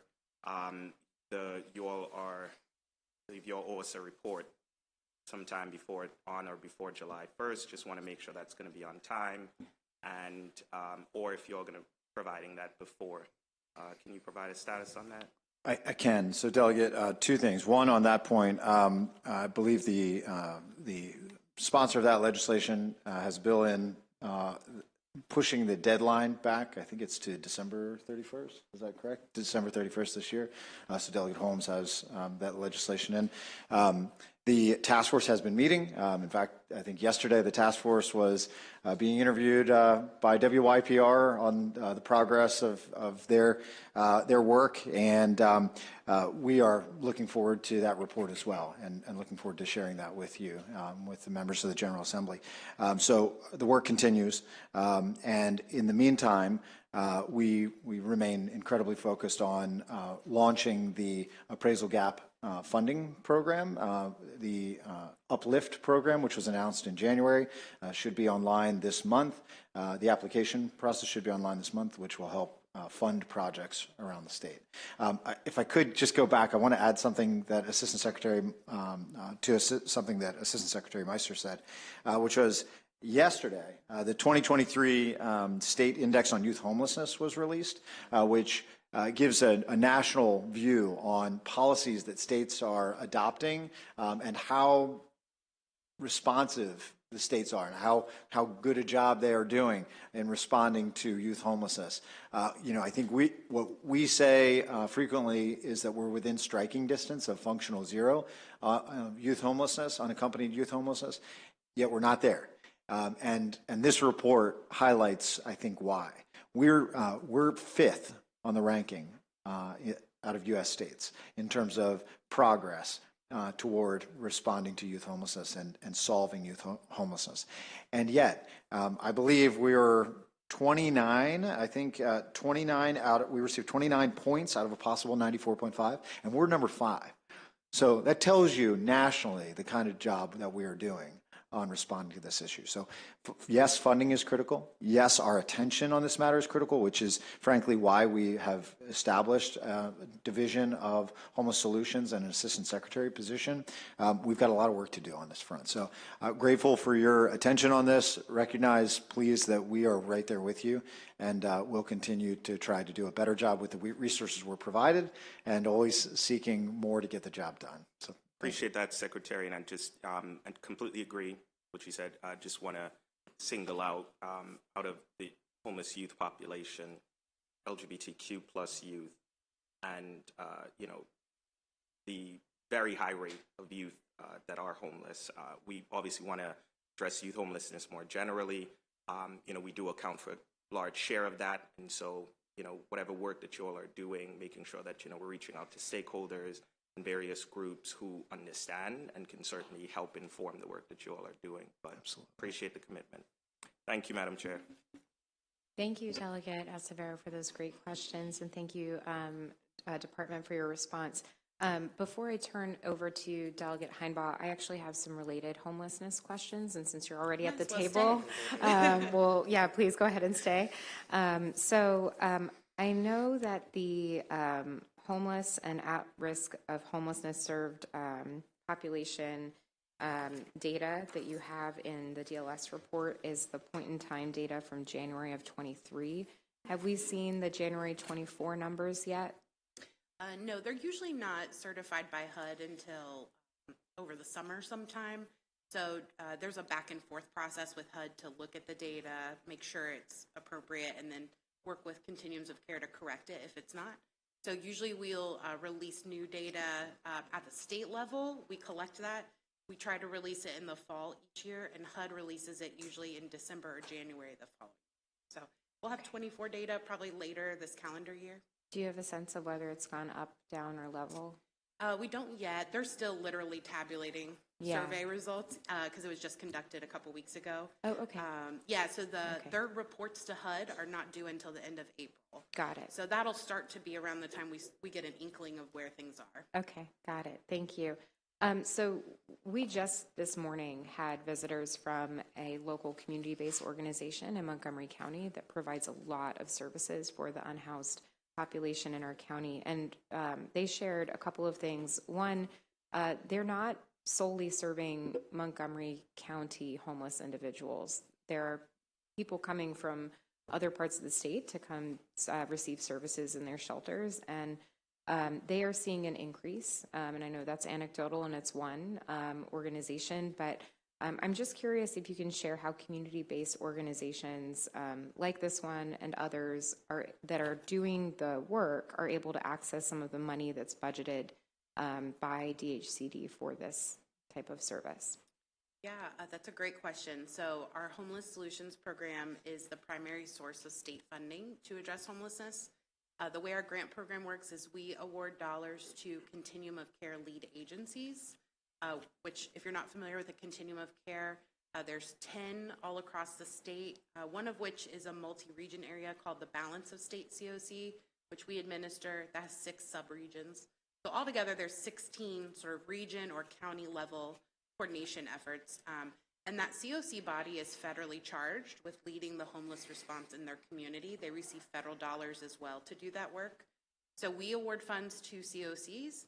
COCs then do a local competition to select which local nonprofit projects they're going to include in their state application. So an organization at the local level would want to work with their local Continuum of Care to apply for those funds. And of course, you know, the COC is looking at a number of different projects that could or could not be funded. And so usually what drives whether a new project can be funded is whether there's an increase in budget or if a existing program has shut down. Got it. Okay. I'd like to follow up with you offline, please, about the region that serves Montgomery County. Sure, yeah. Thank you. And then I tried to go to the Division of Homeless Solutions website, and it looked like it hadn't been updated in a bit, unless I was at a wrong site. It looked like the last postings were for RFPs from 23 or 22. So I'd love to talk with you and make sure we're getting the right resources out to our communities if possible. Sure. Yeah, we'll definitely take a look. Thank you so much. Okay, I have no further questions around homelessness. Do other members of the subcommittee have questions for the department? I'm so sorry, Delegate Heinbach. I cannot see over that way. That's fine. Please, Thank you, Madam. ahead. Thank you, Madam Chair. Before my question, I just want to express appreciation on behalf. I represent all of Garrett and the western part of Allegheny County, so some of your programs are extremely important to them. Specifically the Energy Assistance Program is a big program. The affordable housing projects done through our Community Action Agency are extremely important in terms of accommodating lower income people with actually some really great housing there. And of course, I don't know if you still have it, but we used to use your first time home buyer program that the county partnered with you on to match your money. That was very successful in our attempts to get young people particularly, to stay in Garrett County. And then finally, the broadband, which has obviously been extremely helpful because we're challenged with topography and geography and all that sort of thing. So thank you for all that. It's very helpful. My question has to do, in the 25 budget, it identifies $800,000 in startup costs for the Maryland Community Investment Corporation. I'm just curious about how that money will be used. What are the startup costs? Is it personnel or? So first of all, thank you, Delegate. And we have had, I think, I have learned in my short tenure thus far just how effective Garrett County Community Action is, and what a great partner we've got there. And I think it's probably true in lots of communities, but they make it known the impact, and your constituents are making it known the impact that they're having out there. I also want to note that in response to your question, the Maryland Community Investment Corporation is the name being given to the CDE, or Community Development Entity, created by the Governor's Housing and Community Development Financing Act of 2024. That entity, or a CDE, is the U.S. Treasury designated vehicle for new market tax credits. So we have 5 that are still certified to exist and operate in the state of Maryland right now, 4 that are active, Harbor Bank, Urban Atlantic, there's a couple others. They mostly work in the Baltimore and D.C. suburbs areas, so Montgomery County mostly, and Baltimore and Baltimore County. This would create a 5th active or a 6th certified agency or entity, community development entity, operating independent of state government, but established much like a Medco or a TEDCO. That entity would enable the award of another, and the average new market tax credit award is $50 million. The enabling of award of additional tax credit monies, hopefully averaging $50 million or greater, for catalytic projects in low-income areas in the state. That could be for housing, community facilities, even home ownership, commercial development, industrial development, all kinds of things. And that's an entity that doesn't exist today with any level of state influence. So when opportunities arise that are perfect for a new market tax credit investment, if it's not optimal profitability, those other CDEs that are operating say, no, we'll pass. And that's one of the reasons why Maryland underperforms in terms of its receipt of new market tax credit allocations. So the startup funding, the seed funding that would be necessary would, yes, include personnel costs. So we've identified that there would be need for an executive director, that there would be need for some special administrative functions, accounting, even legal work.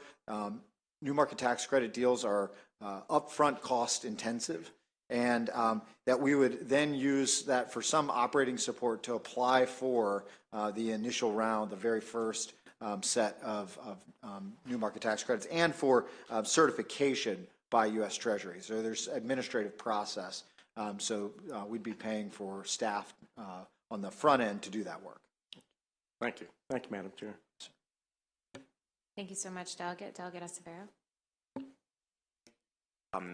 Thank you again, Madam Chair. Just a very quick second bite at the apple.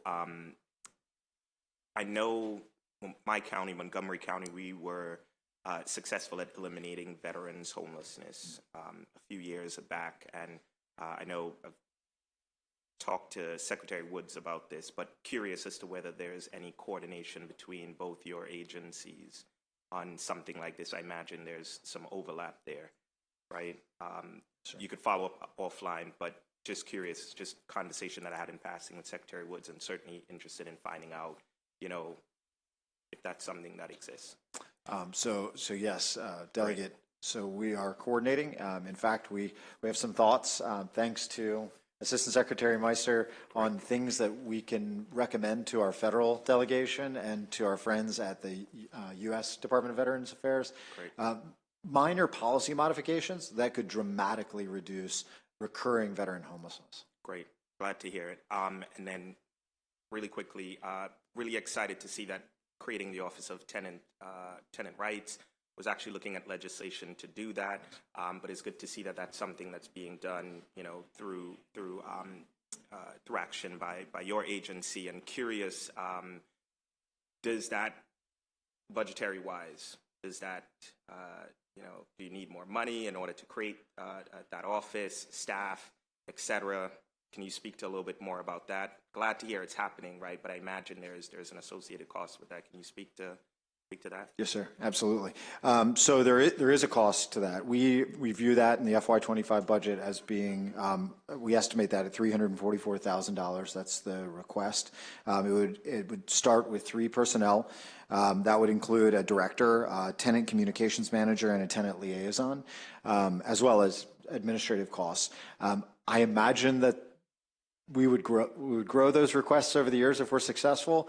Just being as frank as I can, this would be the department's first foray into an oversight responsibility generally with respect to vulnerable tenants. Today, my number one inquiry from constituents is for help when they find themselves in what seems to be an unfair, predatory, or potentially illegal relationship or situation with their landlord. Doesn't mean that's always what's going on, but they're looking for clarity. And that's certainly something where we would love to be able to help, but we don't currently have that role.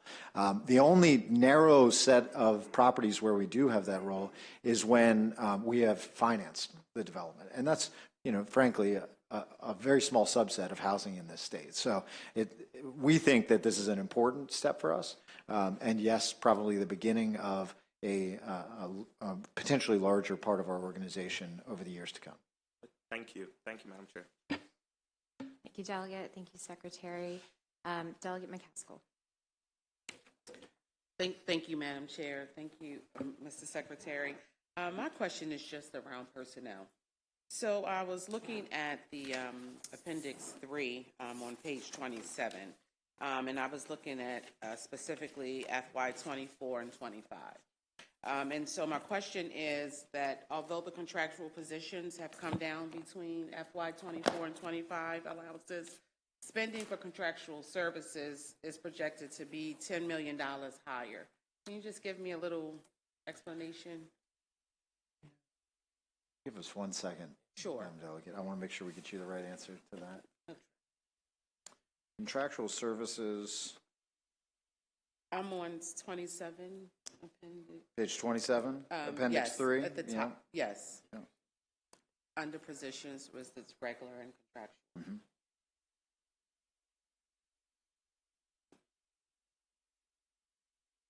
I see. From 42.5 to 51.5, line 8 there, contractual services. $9 million increase, 21%. Yeah, most of it is the Empower program, because we're getting an expanded funding over the next 3 years, anticipating the contractual positions will be needed there. Because the increase in activity, right. I'm not reading that correctly. Okay. So Delegate, okay, I'm sorry. You can continue. We anticipate under the Empower program having $355 million in additional funds to manage over the next 3 years in what is probably the most personnel and labor intensive line of work that we're in, which is working directly with homeowners and contractors to do repairs to their properties. Tends to be the most problematic from a customer service standpoint and the most, again, labor and contractual service intensive. Okay. Thank you for that. Thank you for that response. Thank you, Madam Chair. Thank you, Delegate. Thank you, Secretary and team. Vice Chair Jones. Thank you so much. First off, thank you. This takes a lot of commitment. America in miniature, we have rural and city and urban needs, and so it takes a lot of patience and passion and longevity, but the needs are immediate, and we're at an unbelievable inflection point when we look at our housing situation. So thank you. Rental assistance, page 14. How will the department ensure that the new statewide rental assistant voucher program is effectively implemented and reaches the intended beneficiaries? Great question. So, Madam Vice Chair, thank you for that. I'm going to ask Assistant Secretary Greg Hare to come join us at the table. Sergey, you're playing musical chairs. I know. Let's get his steps in. Yeah, that's right. Let's get his steps in. I think when we open the door to the conversation on rental assistance, certainly the state housing voucher program is an important part of that conversation. Also, we recognize that there's an end to the emergency rental assistance program, and so we're working diligently. I'll just preface Assistant Secretary Harris' comments with saying we're working diligently to ensure that more people are protected and not put in a position where they are looking for that assistance and more secure in the housing that they're in through many of the rental protections that are being considered before the General Assembly this year. Good afternoon, everybody. Greg Hare, Assistant Secretary for the Community Development Administration. Just quickly on the State Housing Voucher Program, we do currently administer about 25,000 rentals, serve 25,000 households through rental assistance programs. Many of them have been what we call these bridge subsidy programs or partnerships with housing authorities across the state to help implement the vision for the statewide voucher program. Currently, we're doing working with our internal team, working with our legal team, and we're going to roll out some outreach to housing authorities to address some of the issues and concerns and how they integrate the households across the state. We are going to work with Daniel Meister, Assistant Secretary Meister, as it relates to the amount of funding that's available for each particular county. That work is currently underway, and we're doing outreach with the housing authorities to make sure it's fully implemented to serve those households. Thank you very much, especially since the pandemic, many county and municipal governments, I represent all of Annapolis City as well as surrounding Anne Arundel County area. So it's a common constituent request, who am I supposed to go to, right? City, state, county, it's always a juggle. But especially since the pandemic, many county and municipal governments have rental assistance programs of their own. So is the department planning to coordinate with local governments on the distribution of rental assistance funds? Like, how's that going to be rolled out? Because that, as you could see, could be confusing to constituents. Yeah, sure. As written, the state voucher program will be coordinated through the local housing authorities across the state. So the state will provide funding and enter into MOU with the housing authority, and they will then bridge from the statewide voucher program at over 5 years into permanent housing through the programs locally. Okay, thank you. So, Madam Vice Chair, I suspect that the landscape will be different from jurisdiction to jurisdiction in terms of what each wants to prioritize. So that's a complicated negotiation process right now. And, just to add to what Assistant Secretary Hare said about coordinating with our Homeless Solutions program and our Assistant Secretary for Homeless Solutions, it's also our hope that these the municipal or county housing authorities are working with us to prioritize housing unsheltered families as well, and prioritizing permanent supportive housing as one of the subset populations that get prioritized through the state voucher dollars. It's an arrival of new money. It's new money arriving to assist with very long lists, that we are not going to satisfy of families waiting for services, waiting for vouchers, that we're not going to be able to satisfy with the amount of dollars appropriated today. Not the federal housing choice vouchers, not our state addition, but it represents an increase. And so we want to make sure that we're addressing those critical, vulnerable populations as well. Thank you. Thank you so much. I have a couple of questions related to broadband. So page 18 mentions DHCD's plans. You can take your time. I've got a long little thing here. DHCD's plans to change eligibility for the Maryland Emergency Broadband Benefit Program. So I'm curious, would this change affect people currently using cellular providers for internet service? So for example, if someone purchased like a hotspot through AT&T and have like a contract and they're depending on the subsidy that they're receiving to be able to pay their monthly payment, would they be disenrolled with this change? Madam Chair, allow me to introduce the brand new director of the Office of Statewide Broadband, Ronnie Hammond, to answer that question. Awesome. Welcome. Hello, thank you. So early on in 2023, we were looking to see how we can extend the funding that we have for MEBB, and the thought was to provide that strictly to the wired line and remove the cellular options. And so what you're referring to no longer applies to what we were going to do with the subsidy and switching the type of service allowable and eligible for MEBB, because it would create a disparate impact on the same very population that we're trying to eliminate that gap with. But in the short answer, the Wi-Fi hotspots, as long as it's a service provider providing it, it would have been an allowable expense and cost. Okay, got it. So they're not going to be like disenrolled from the program if they already had a device that's not land wired or That's whatever. correct. Okay, got it. And then can the department please talk a little bit more about its change in focus to close the digital divide statewide instead of only in rural communities? How are we ensuring equity in our investments for poorer urban communities that have been historically left behind? Sure. So, did you want to? Please. Okay. With the establishment of the statewide Office of Broadband, we knew that historically that investment was going into our rural communities, and not a large focus on our unvalued and overlooked communities within our suburban and urbanized areas. The new approach with the office is we like to place a significant and equal emphasis on digital equity as we do with infrastructure. There are two separate functions, sure, but very symbiotic of each other. And to disconnect one from the other, we're doing ourselves injustice, not only as an agency, but as a state. And so placing that significant emphasis on digital equity and building that into our infrastructure programs at the same time will eliminate the disconnect that we've seen previously in that just investment in our rural areas, and now placing that same investment to our urbanized areas.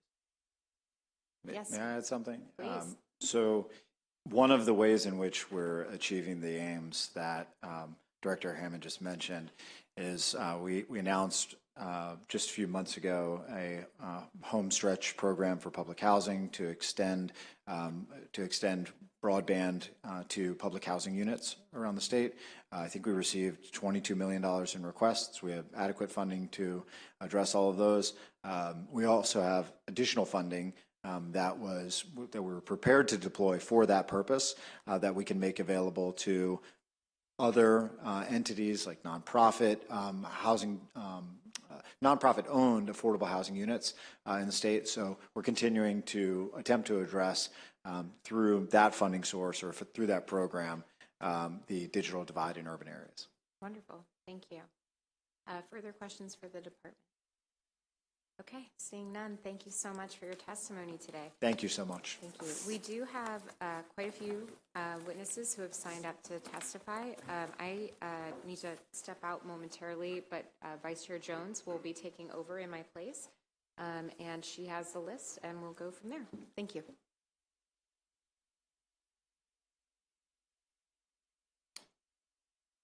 Okay, first I believe we're going to hear from Nicholas Staggerwald. Take a seat. When you're ready, please go ahead. Thank you.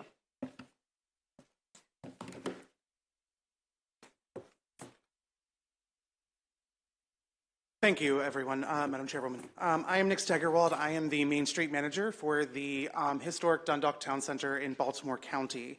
I'm here today to speak on behalf of DHCD's Operational Assistance Grants Funds, specifically MIP, but also the technical assistance and the Main Street Improvement Program. Over our years as a Main Street, we have used this MIP funding specifically to design maps, directories for marketing, push-out marketing, and putting on events that have now become anticipated parts of our Dundalk community's annual calendar, as well as supporting staff with salaries and developmental funding. Recently, thanks to the increase of a standard lump sum to all Main Street communities each year, we have been able to increase these efforts. We've been able to use new sources of media to reach new audiences. We've recorded radio ads that have run during the holiday season, filmed commercials to run on YouTube and streaming devices and services, and increased the reach of our social media through boosted and targeted ads. We were able to create a Main Street gift card program where shoppers could shop at any of our participating Main Street businesses in the HDTC, and we're able to roll that out with matching funds during the holiday season. This dedicated source of funding has also been leveraged to bring in tens of thousands of additional dollars in matching funds from our county government to expand our facade improvement programs and arts programming in the HDTC. This funding has been a necessary part of allowing us to grow as an organization and as a Main Street, including expanding our business services to new and existing businesses hoping to open and grow in our community and our Main Street. I hope that you will approve this funding moving forward and expanding it so that all of the Maryland's designated and affiliated Main Street programs can continue to thrive, grow, and function as the engines for economic development and workforce development that we are. Thank you very much for your time. Thank you so much. Does the committee have questions? Sorry. Thank you. Thank you so much. Next, we have Cindy Carter, who has signed up. All right, Cindy, when you are ready, we are ready.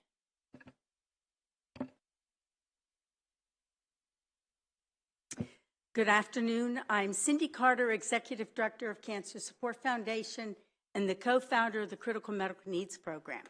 I've been working in this capacity for 19 years, helping the most vulnerable population and the low income to get into the various programs to help keep them in their homes safe and warm, lights on, furnaces working, that type of thing. In 2016, DHCD partnered with us in a pilot program, Critical Medical Needs. They've been a great partner, and that program became law in 2019.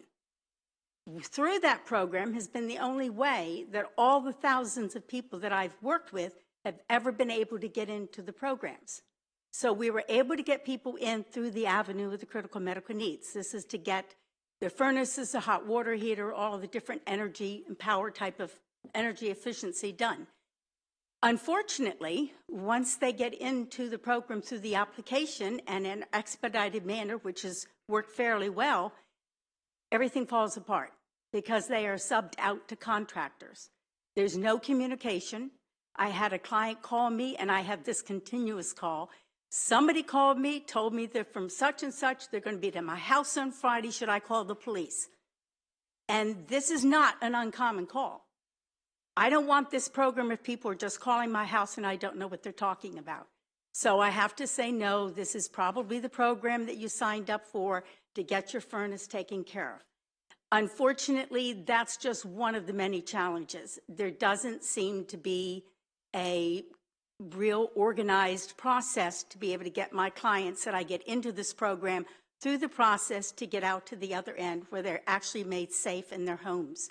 We have hundreds of clients that need this service. We get a very, very small number of them in each year because each process takes months and months and months of back and forth. Clients calling me day and night because they're concerned. Just got 2 families in it this week, and it'll probably be this summer before I get them with the equipment they need. It's very disturbing. DHCD has been a great partner in the critical medical needs, and they're doing their part. But the process where they farm them out to contractors is really where it's falling apart. We are requesting that whatever needs to be done gets done to make this program that is obviously we've been able to identify the most vulnerable that need this program and qualify to be able to get them into these services they need. I don't want to have to turn people away.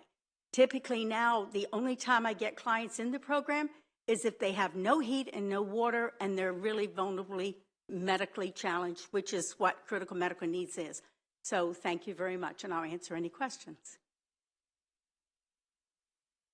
Thank you so much, Ms. Carter.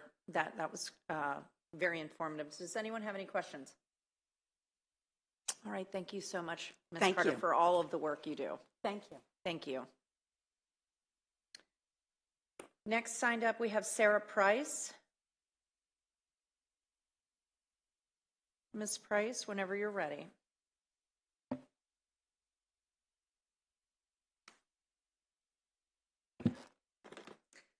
Thank you, Madam Chair and honorable subcommittee members. My name is Sarah Price, and I'm here on behalf of the Maryland Retailers Alliance.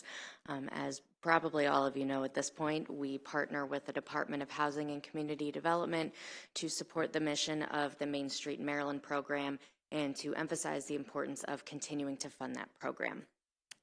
The Main Street Maryland program preserves local historic and cultural resources in the state's core communities while supporting small businesses and promoting new investment. And since the program was established in 1998, they have supported growth and development for over 4,000 small businesses in Maryland. There are currently 34 officially designated main streets in Maryland and then 8 more in Baltimore City that are managed by the city. But all of these communities have access to apply for project funding from the Main Street Improvement Program that Nick mentioned. That program is a line item under the state's budget, and that is what I'm here to advocate for today. The improvement program provides much needed financial opportunities for Main Streets to execute projects like advertising campaigns, updating their economic plans, or doing facade improvement for historic structures. The Main Street Improvement Program has been funded at $1 million for the last 2 fiscal years, and Governor Moore has maintained that amount in this year's budget. Again, as Nick mentioned, this generous allocation allows DHCD to provide equal funding to all main streets without a competitive application process. And then they also have some funding that they're able to share with the affiliate communities that they don't reach the full Main Street official designation status, but they do get some support at the state level. And many affiliate communities do seek the official designation within about 3 to 5 years of working with DHCD. So it's imperative that these funds continue to be available for the main streets. We are aware right now of at least 7 communities that are seeking at least the affiliate level, if not a full designation. And I know of at least 1 community that is looking for a Baltimore City Main Street delegation or designation, excuse me. So we do look to see the program growing in the future, and we hope that you will continue to support and protect this funding. Thank you. Thank you so much, Ms. Price. Does anyone have questions? Thank you so much. Next, we have Carrie Samus. Apologize if I'm pronouncing it. Okay, great. We're ready when you are. Great. Good afternoon, Madam Chair and honorable subcommittee members. Thank you for allowing us the opportunity to provide testimony today. I'm Carrie Samus, the Main Street Manager for the town of Princess Anne in Somerset County, Maryland. We're the town that drops a muskrat on New Year's Eve. It draws a big crowd to our town and garners regional and national attention every year, but don't worry, he's not a live muskrat. He is a very well-dressed, well-cared-for, dapper muskrat who dives into the new year from a contraption that's constructed by a NASA engineer with a synchronized light display and carefully timed explosion of confetti. So it's quite impressive and very memorable. I would encourage you to celebrate New Year's with us.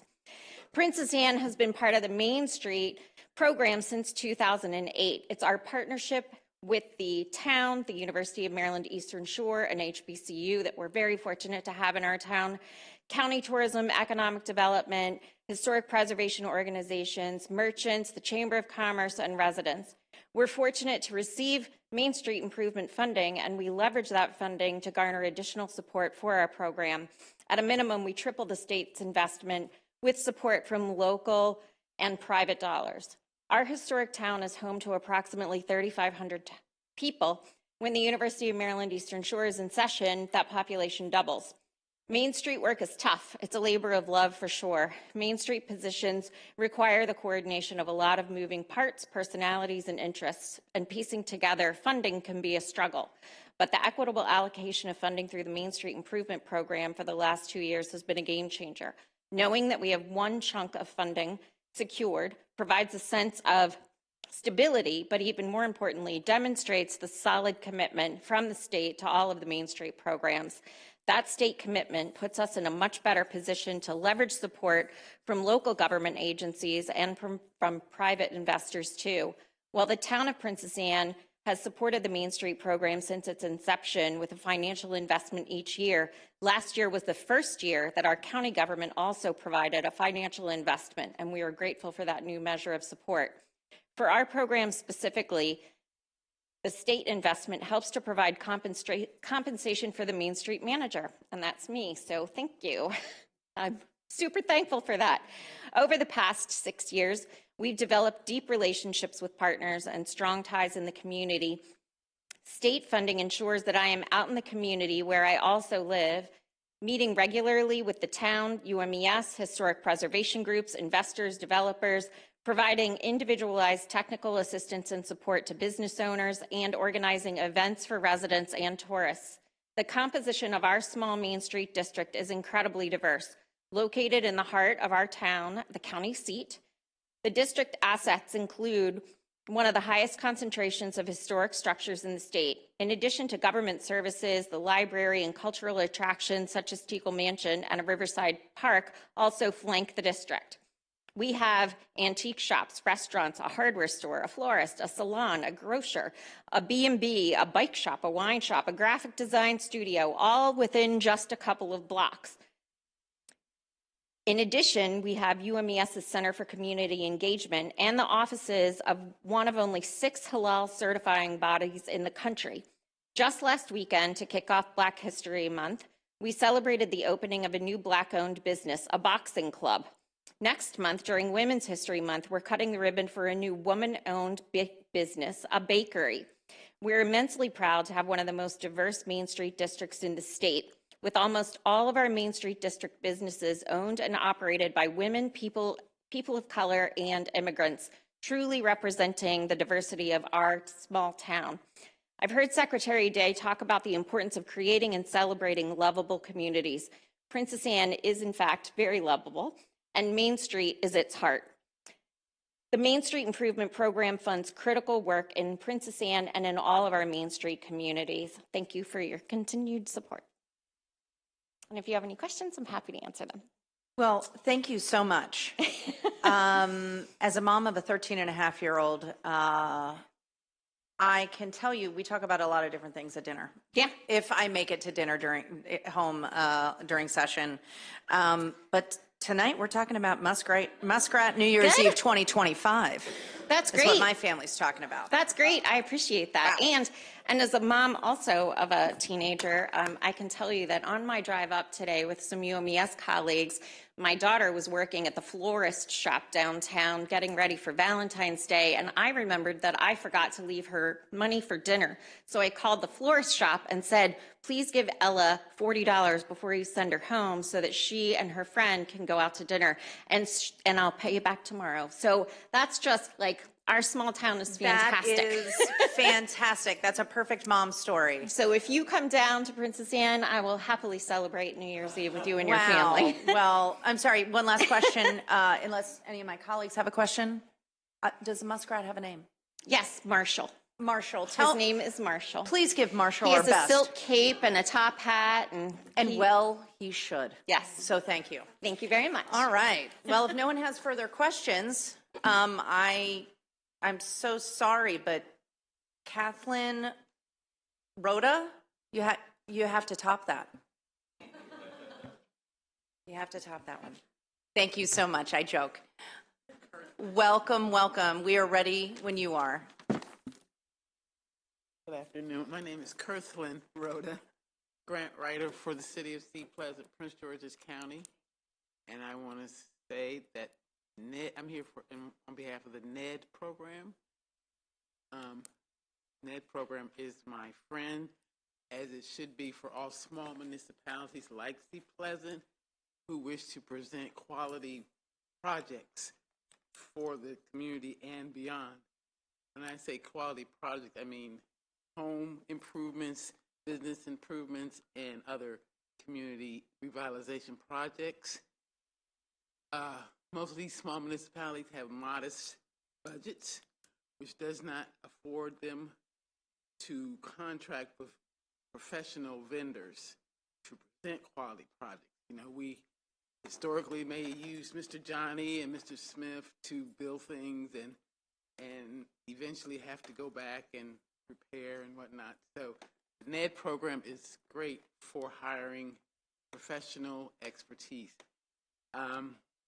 For Sea Pleasant, we have used it to hire architects, of course, to get the schematic, design and construction documents. We use them to build affordable quality, not low income, but affordable quality, energy efficient homes.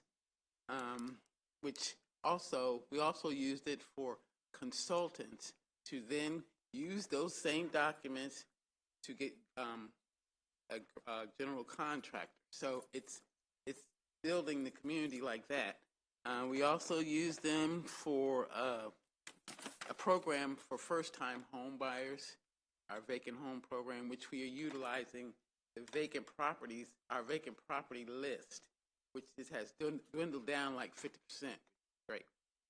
And finally, because of the cost of professional assistance, the post-pandemic cost to us has been significant, which it eventually we lost about 8 of the 9 people in our economic development department. So I'm a part of that department, so just one person left. I would not even consider starting a community project without soliciting and contracting professional help. I wouldn't even think about it, because there's nobody on our staff that has expertise. And even if we still had those 9 persons, all of them don't have all the expertise that we will need. You know, there's so many moving parts to revitalization. You don't want to just go into it blind. You want somebody that knows what they're doing. You want somebody that knows the county's sustainable, smart, and sector plans. You want somebody that's familiar with all that. So investing in that is just that, an investment in the community. So that's basically what I want to say. We are also part of a core member of the up-and-coming Blue Line Corridor development. I don't know if anybody's familiar with that. We want the west side to be just as great as the east side, where all the museums and sports centers are going to be. Now, on our side, it's going to be more housing development. But coupled with that, you have your business development that you will need and any other opportunities. But we need to approach them in a professional way with professional vendors and contractors. And that is what we solicit with NED funding. That's what I have to say.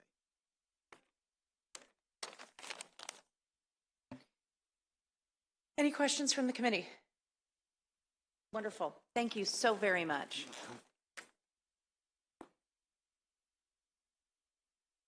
Next, we have Larry Shagam. Thank you so much. Thank you. Good afternoon. My name is Larry Shogum. I'm Senior Director of Community Development for High and Baltimore Comprehensive Housing Assistance, Inc., and I'm also representing the Northwest Baltimore Partnership. First, I want to say how happy we are for the $27 million in Bernie capital funding in the budget.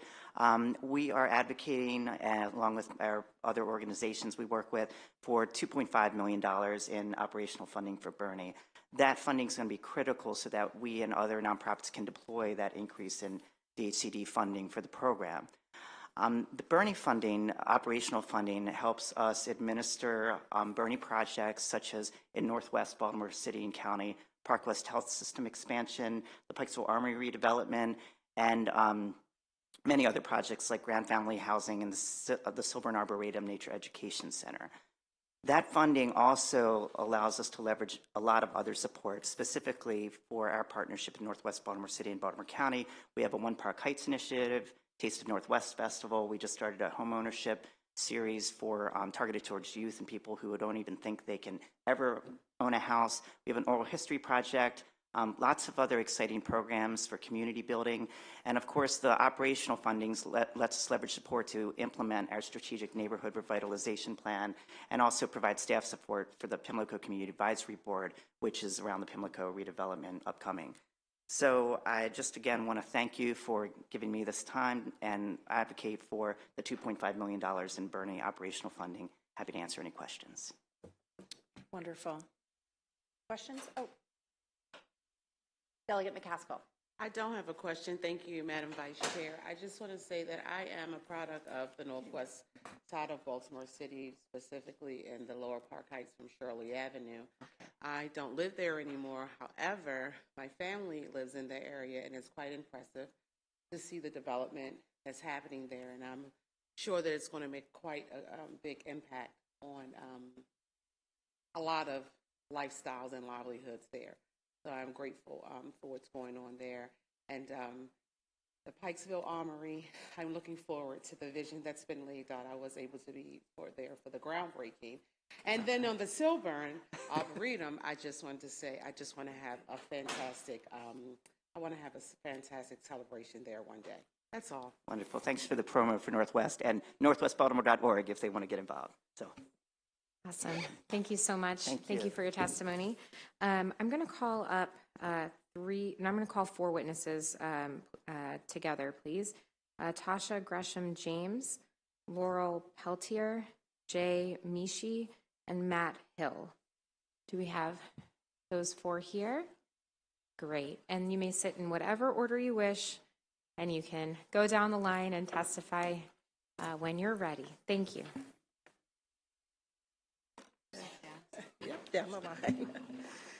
Good afternoon, subcommittee and chair. Thank you so much for the time. I am Tasha Gresham James, Executive Director for Dundalk Renaissance, and of course here to advocate the support for additional operating funds through Bernie. We have been a Bernie awarded organization since 2014. We have definitely reaped some great benefits. We've made great strides in our physical improvement of homes for older adults to help them age in place, boost home values for our residents through our Market Boost program, and countless other programs to help our residents thrive. DHCD operating funds help us to also leverage additional funds and join partnerships with such organizations as CHI, also Civic Works and Rebuilding Together. We have, with our operating dollars, been able to leverage and receive $3 million in Weinberg Foundation funding for our older adult home repair program. So just a glimpse of what this operating dollars helps us do. It helps us to make sure that we administer responsibly our capital dollars that we get through Bernie, and just also leveraging other partnerships. So we hope that you really support those efforts, and thank you. Madam Chair and members of the subcommittee, I'm Laurel Peltier, and I am the chair of Maryland Energy Advocates, and our focus is to ensure that low-income families can pay their utility bills, and I can tell you right now, they can't. So that's not new news. And also, I work out in the field 2 hours a week with low-income families, and we also are working and trying to improve OHEP, energy assistance, and trying to improve community solar, and so many programs so that we can get lower rates to these low-income customers. And one of the biggest ones, the secret sauce in all this, is DHCD Empower Maryland. And we are here in partnership and also to express a deep concern that I know all this Empower Maryland money is coming in, and I can tell you that there needs to be a lot of change because people are not getting this money. And I know that this isn't new news, but I work a lot with families who desperately need the energy efficiency, the weatherization, all of this stuff, and it is probably one of the most frustrating things I do, and that's being a low-income utility energy advocate, is trying to get DHCD, low-income Empower Maryland money, that there's tons of it, to these homes to actually get through the application process, get a contractor, and quite frankly, have anybody call somebody back. And I think there's just, I question, and I'm sorry to have to meet everybody, especially Secretary Day, because one of my clients actually emailed him directly because she was so frustrated. But there needs to be customer service. These are not easy projects, and there's just no one to call. There's no one to email. It's just like, it's a program, it sounds really great, and people desperately need it, and you send in an application, and then it's just kind of lost. So this is the secret sauce, especially in Section 8, because they are the most inefficient homes, and we're paying all this federal money to a landlord, and they're not even required to be energy efficient. So that's that's next year's project. But right now, there's no one to call. And I still, to this day, don't have one single family who has been, from start to finish, something that took me 3 months on the BG&E side, has received the HCD weatherization. And we are here to partner. It is not, there's simple fixes, but there's got to be somebody there to help people. And we just appreciate your time, everybody's, because this is the secret sauce, is getting all this money and all this effort and getting these homes weatherized and hopefully electrified. So thank you.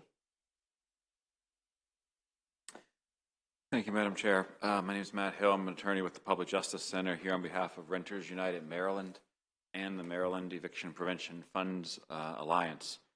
And I want to talk about eviction prevention funds today. This is where you provide 1 to 3 months of past due rent assistance to families who've had a short-term financial setback, like a reduction in job hours, job loss, car accident. I see these folks every day in eviction court. And so we want to prevent that short-term financial setback from becoming a catalyst for homelessness, which is what does happen at present. This is different from a voucher program, which is assisting folks with long-term structural income issues. What I'm talking about are the folks who just need a little help to get over the hump, and there is really nothing out there for them today, virtually nothing. By the leadership of this committee, we saw $2 million added last year to the governor's budget for eviction prevention funding. We're now back to zero. That's not acceptable. This year, 2024, the case for eviction prevention funds is much stronger. And so we have an independent study that's been attached to my testimony by Stout, Riskies, and Ross that shows that for every dollar that Maryland invests in eviction prevention funds, the state saves $2.39 on other costs and benefits, and that's because housing affects everything, right? If you prevent eviction and homelessness, it reduces state-funded shelter costs. It prevents certain foster care placements where right now the state is paying tens of thousands of dollars for an army of attorneys and caseworkers for each foster care placement. It keeps people from losing their jobs and increases revenue through income taxes. It keeps kids in their community schools, which shows that it increases their educational achievement and lifetime earnings. It's just not tenable for the state to say that we're going to be a leader in ensuring shelter for all, righting the racial wrongs of the past, and ending childhood poverty, while at the same time cutting the budget for eviction prevention funds. It's inequitable, it's frankly immoral, and we urge the committee to add those funds. We're asking for $15 million for eviction prevention funds in FY25, which, based on this report, would help 5,620 families avoid eviction and likely homelessness. Thank you. Good afternoon, Madam Chair, honorable members of the committee. My name is Jay Mishi, but if you ever see me, I encourage you to call me Mish. It rhymes with leash, which I ought to be kept on, but today the mayor of Taneytown has let me loose. I am the Main Street Manager and the Economic Development Director in Taneytown in Carroll County. And 2 years ago, I testified in support of Main Street funding and told the subcommittee that our Main Street district had 24 locally owned and operated businesses. I'm proud 2 years later to tell you we're up to 29 businesses, still each owned and operated by a community member rather than a distant corporation or a franchise company. The increased funding from the Main Street Maryland program in the Department of Housing and Community Development has been an essential tool in the creation of these new businesses and in sustaining previously existing ones in a time of increasing operating costs and increased online shopping. We use DHCD funding to host Main Street cleanups to improve the appearance of the district. We use it to host events that bring residents and visitors downtown and into businesses. And we use it to incorporate arts and entertainment in various ways throughout the district. In the coming fiscal year, we expect to expand on our existing programming in both quality and quantity.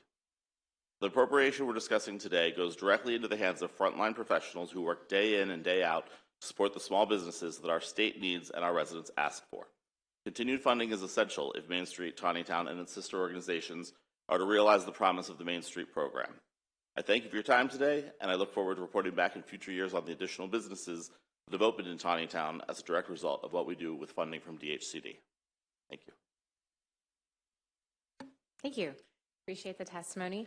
I just have one question, and it's for Ms. Peltier. So you noted that you were having difficulty finding online a contact information from DHCD for the Empower program?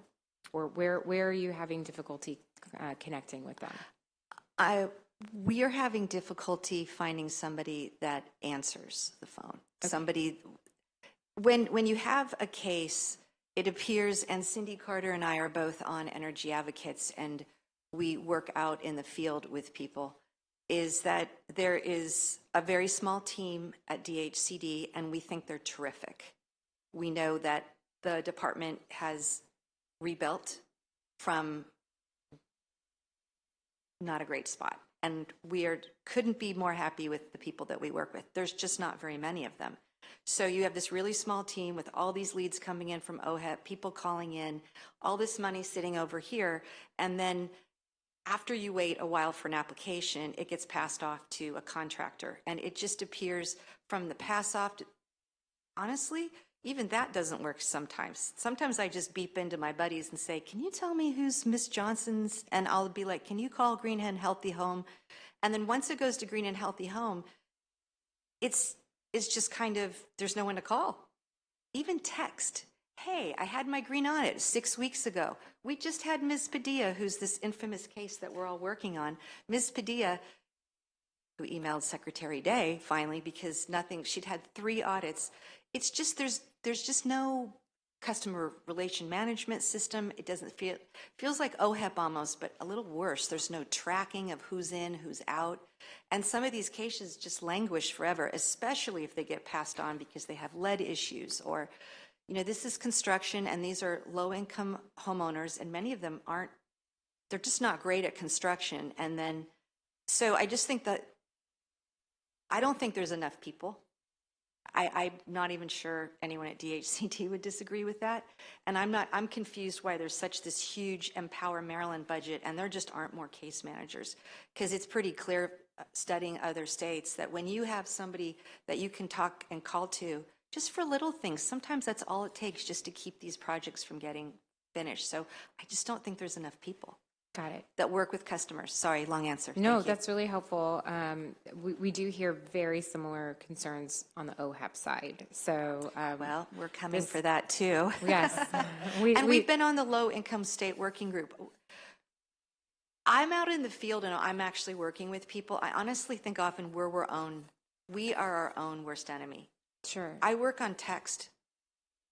I'm full-time fighting this retail choice bill, and literally someone can say, hey, I just have a quick question, and literally in 20 seconds, I'm like, oh, you just need to call so-and-so.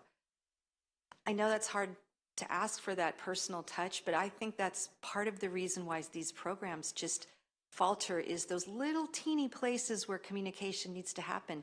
The lights are on and no one's home. Got it. Okay, this is really helpful insight. I'm going to follow up with the department to connect more on this. Thank you. Thank you for your time. Any questions from the subcommittee? Okay, thank you so much, panel. We have our final 2 witnesses that are presenting orally. We've got Claudia Wilson-Randall and Garrick Good. And while you all are coming up, I just want to flag for the committee that in your floor system, we have a lot of written testimony submitted as well.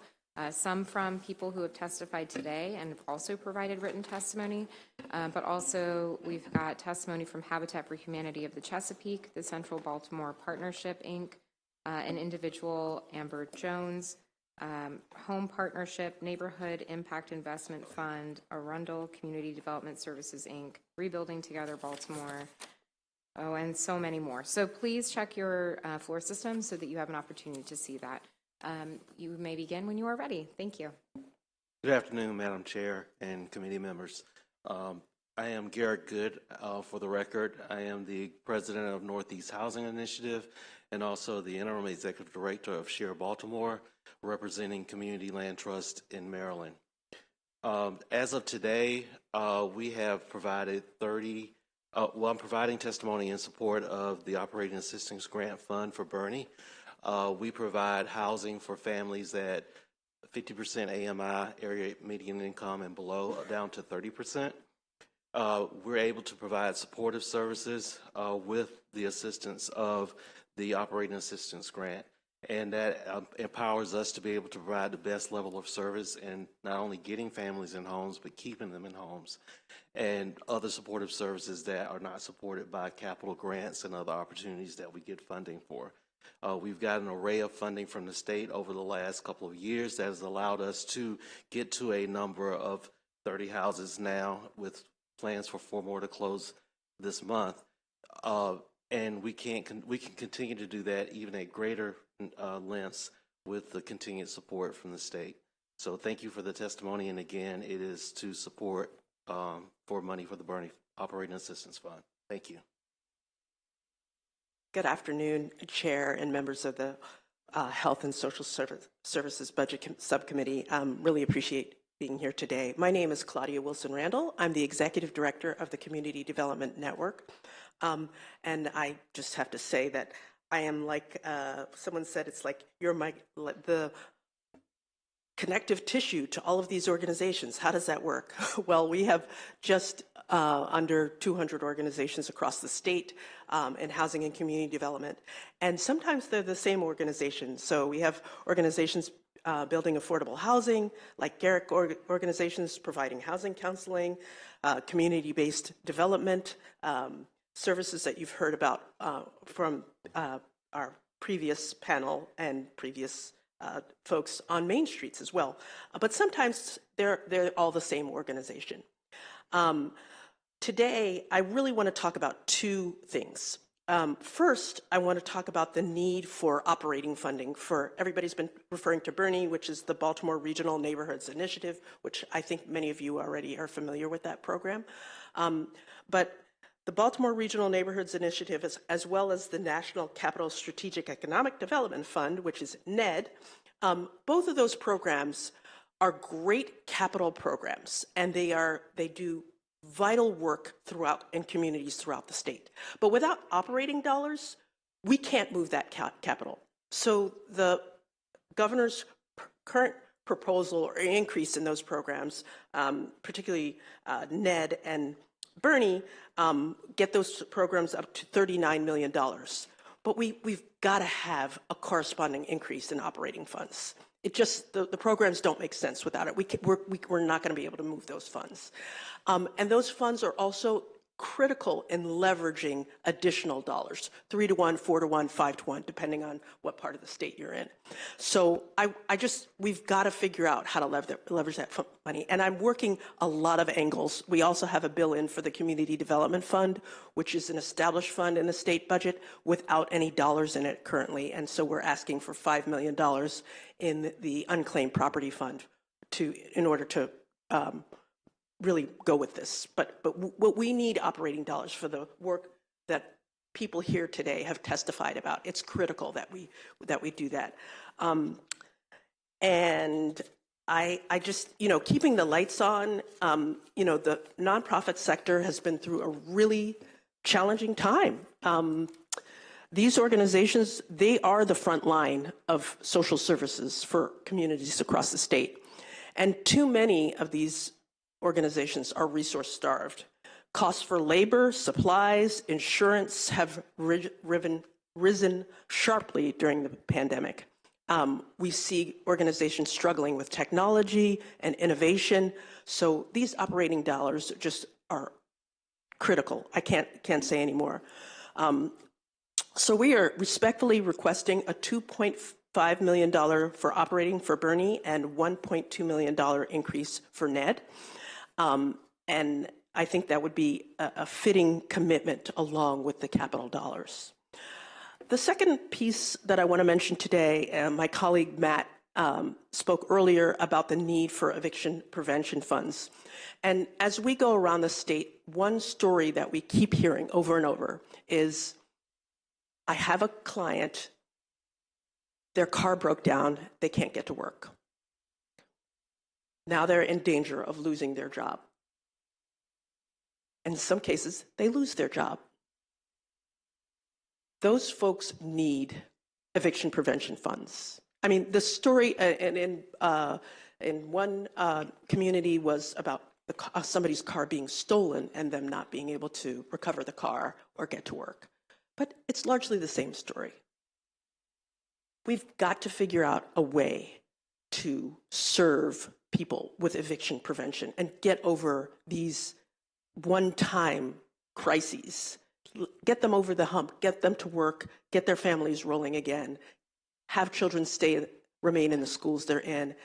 Eviction has catastrophic consequences for everyone in that household. So I hope that we can find a way to get eviction prevention funds. And with that, I thank you so much for your time today. Thank you so much for your testimony. Do any subcommittee members have questions for our witnesses?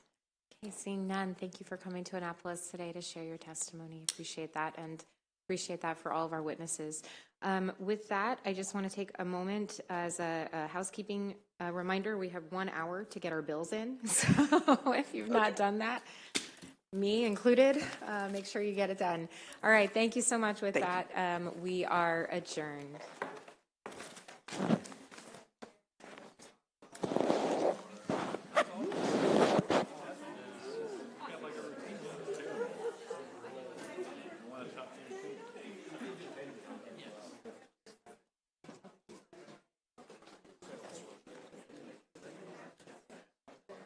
You did. Yeah.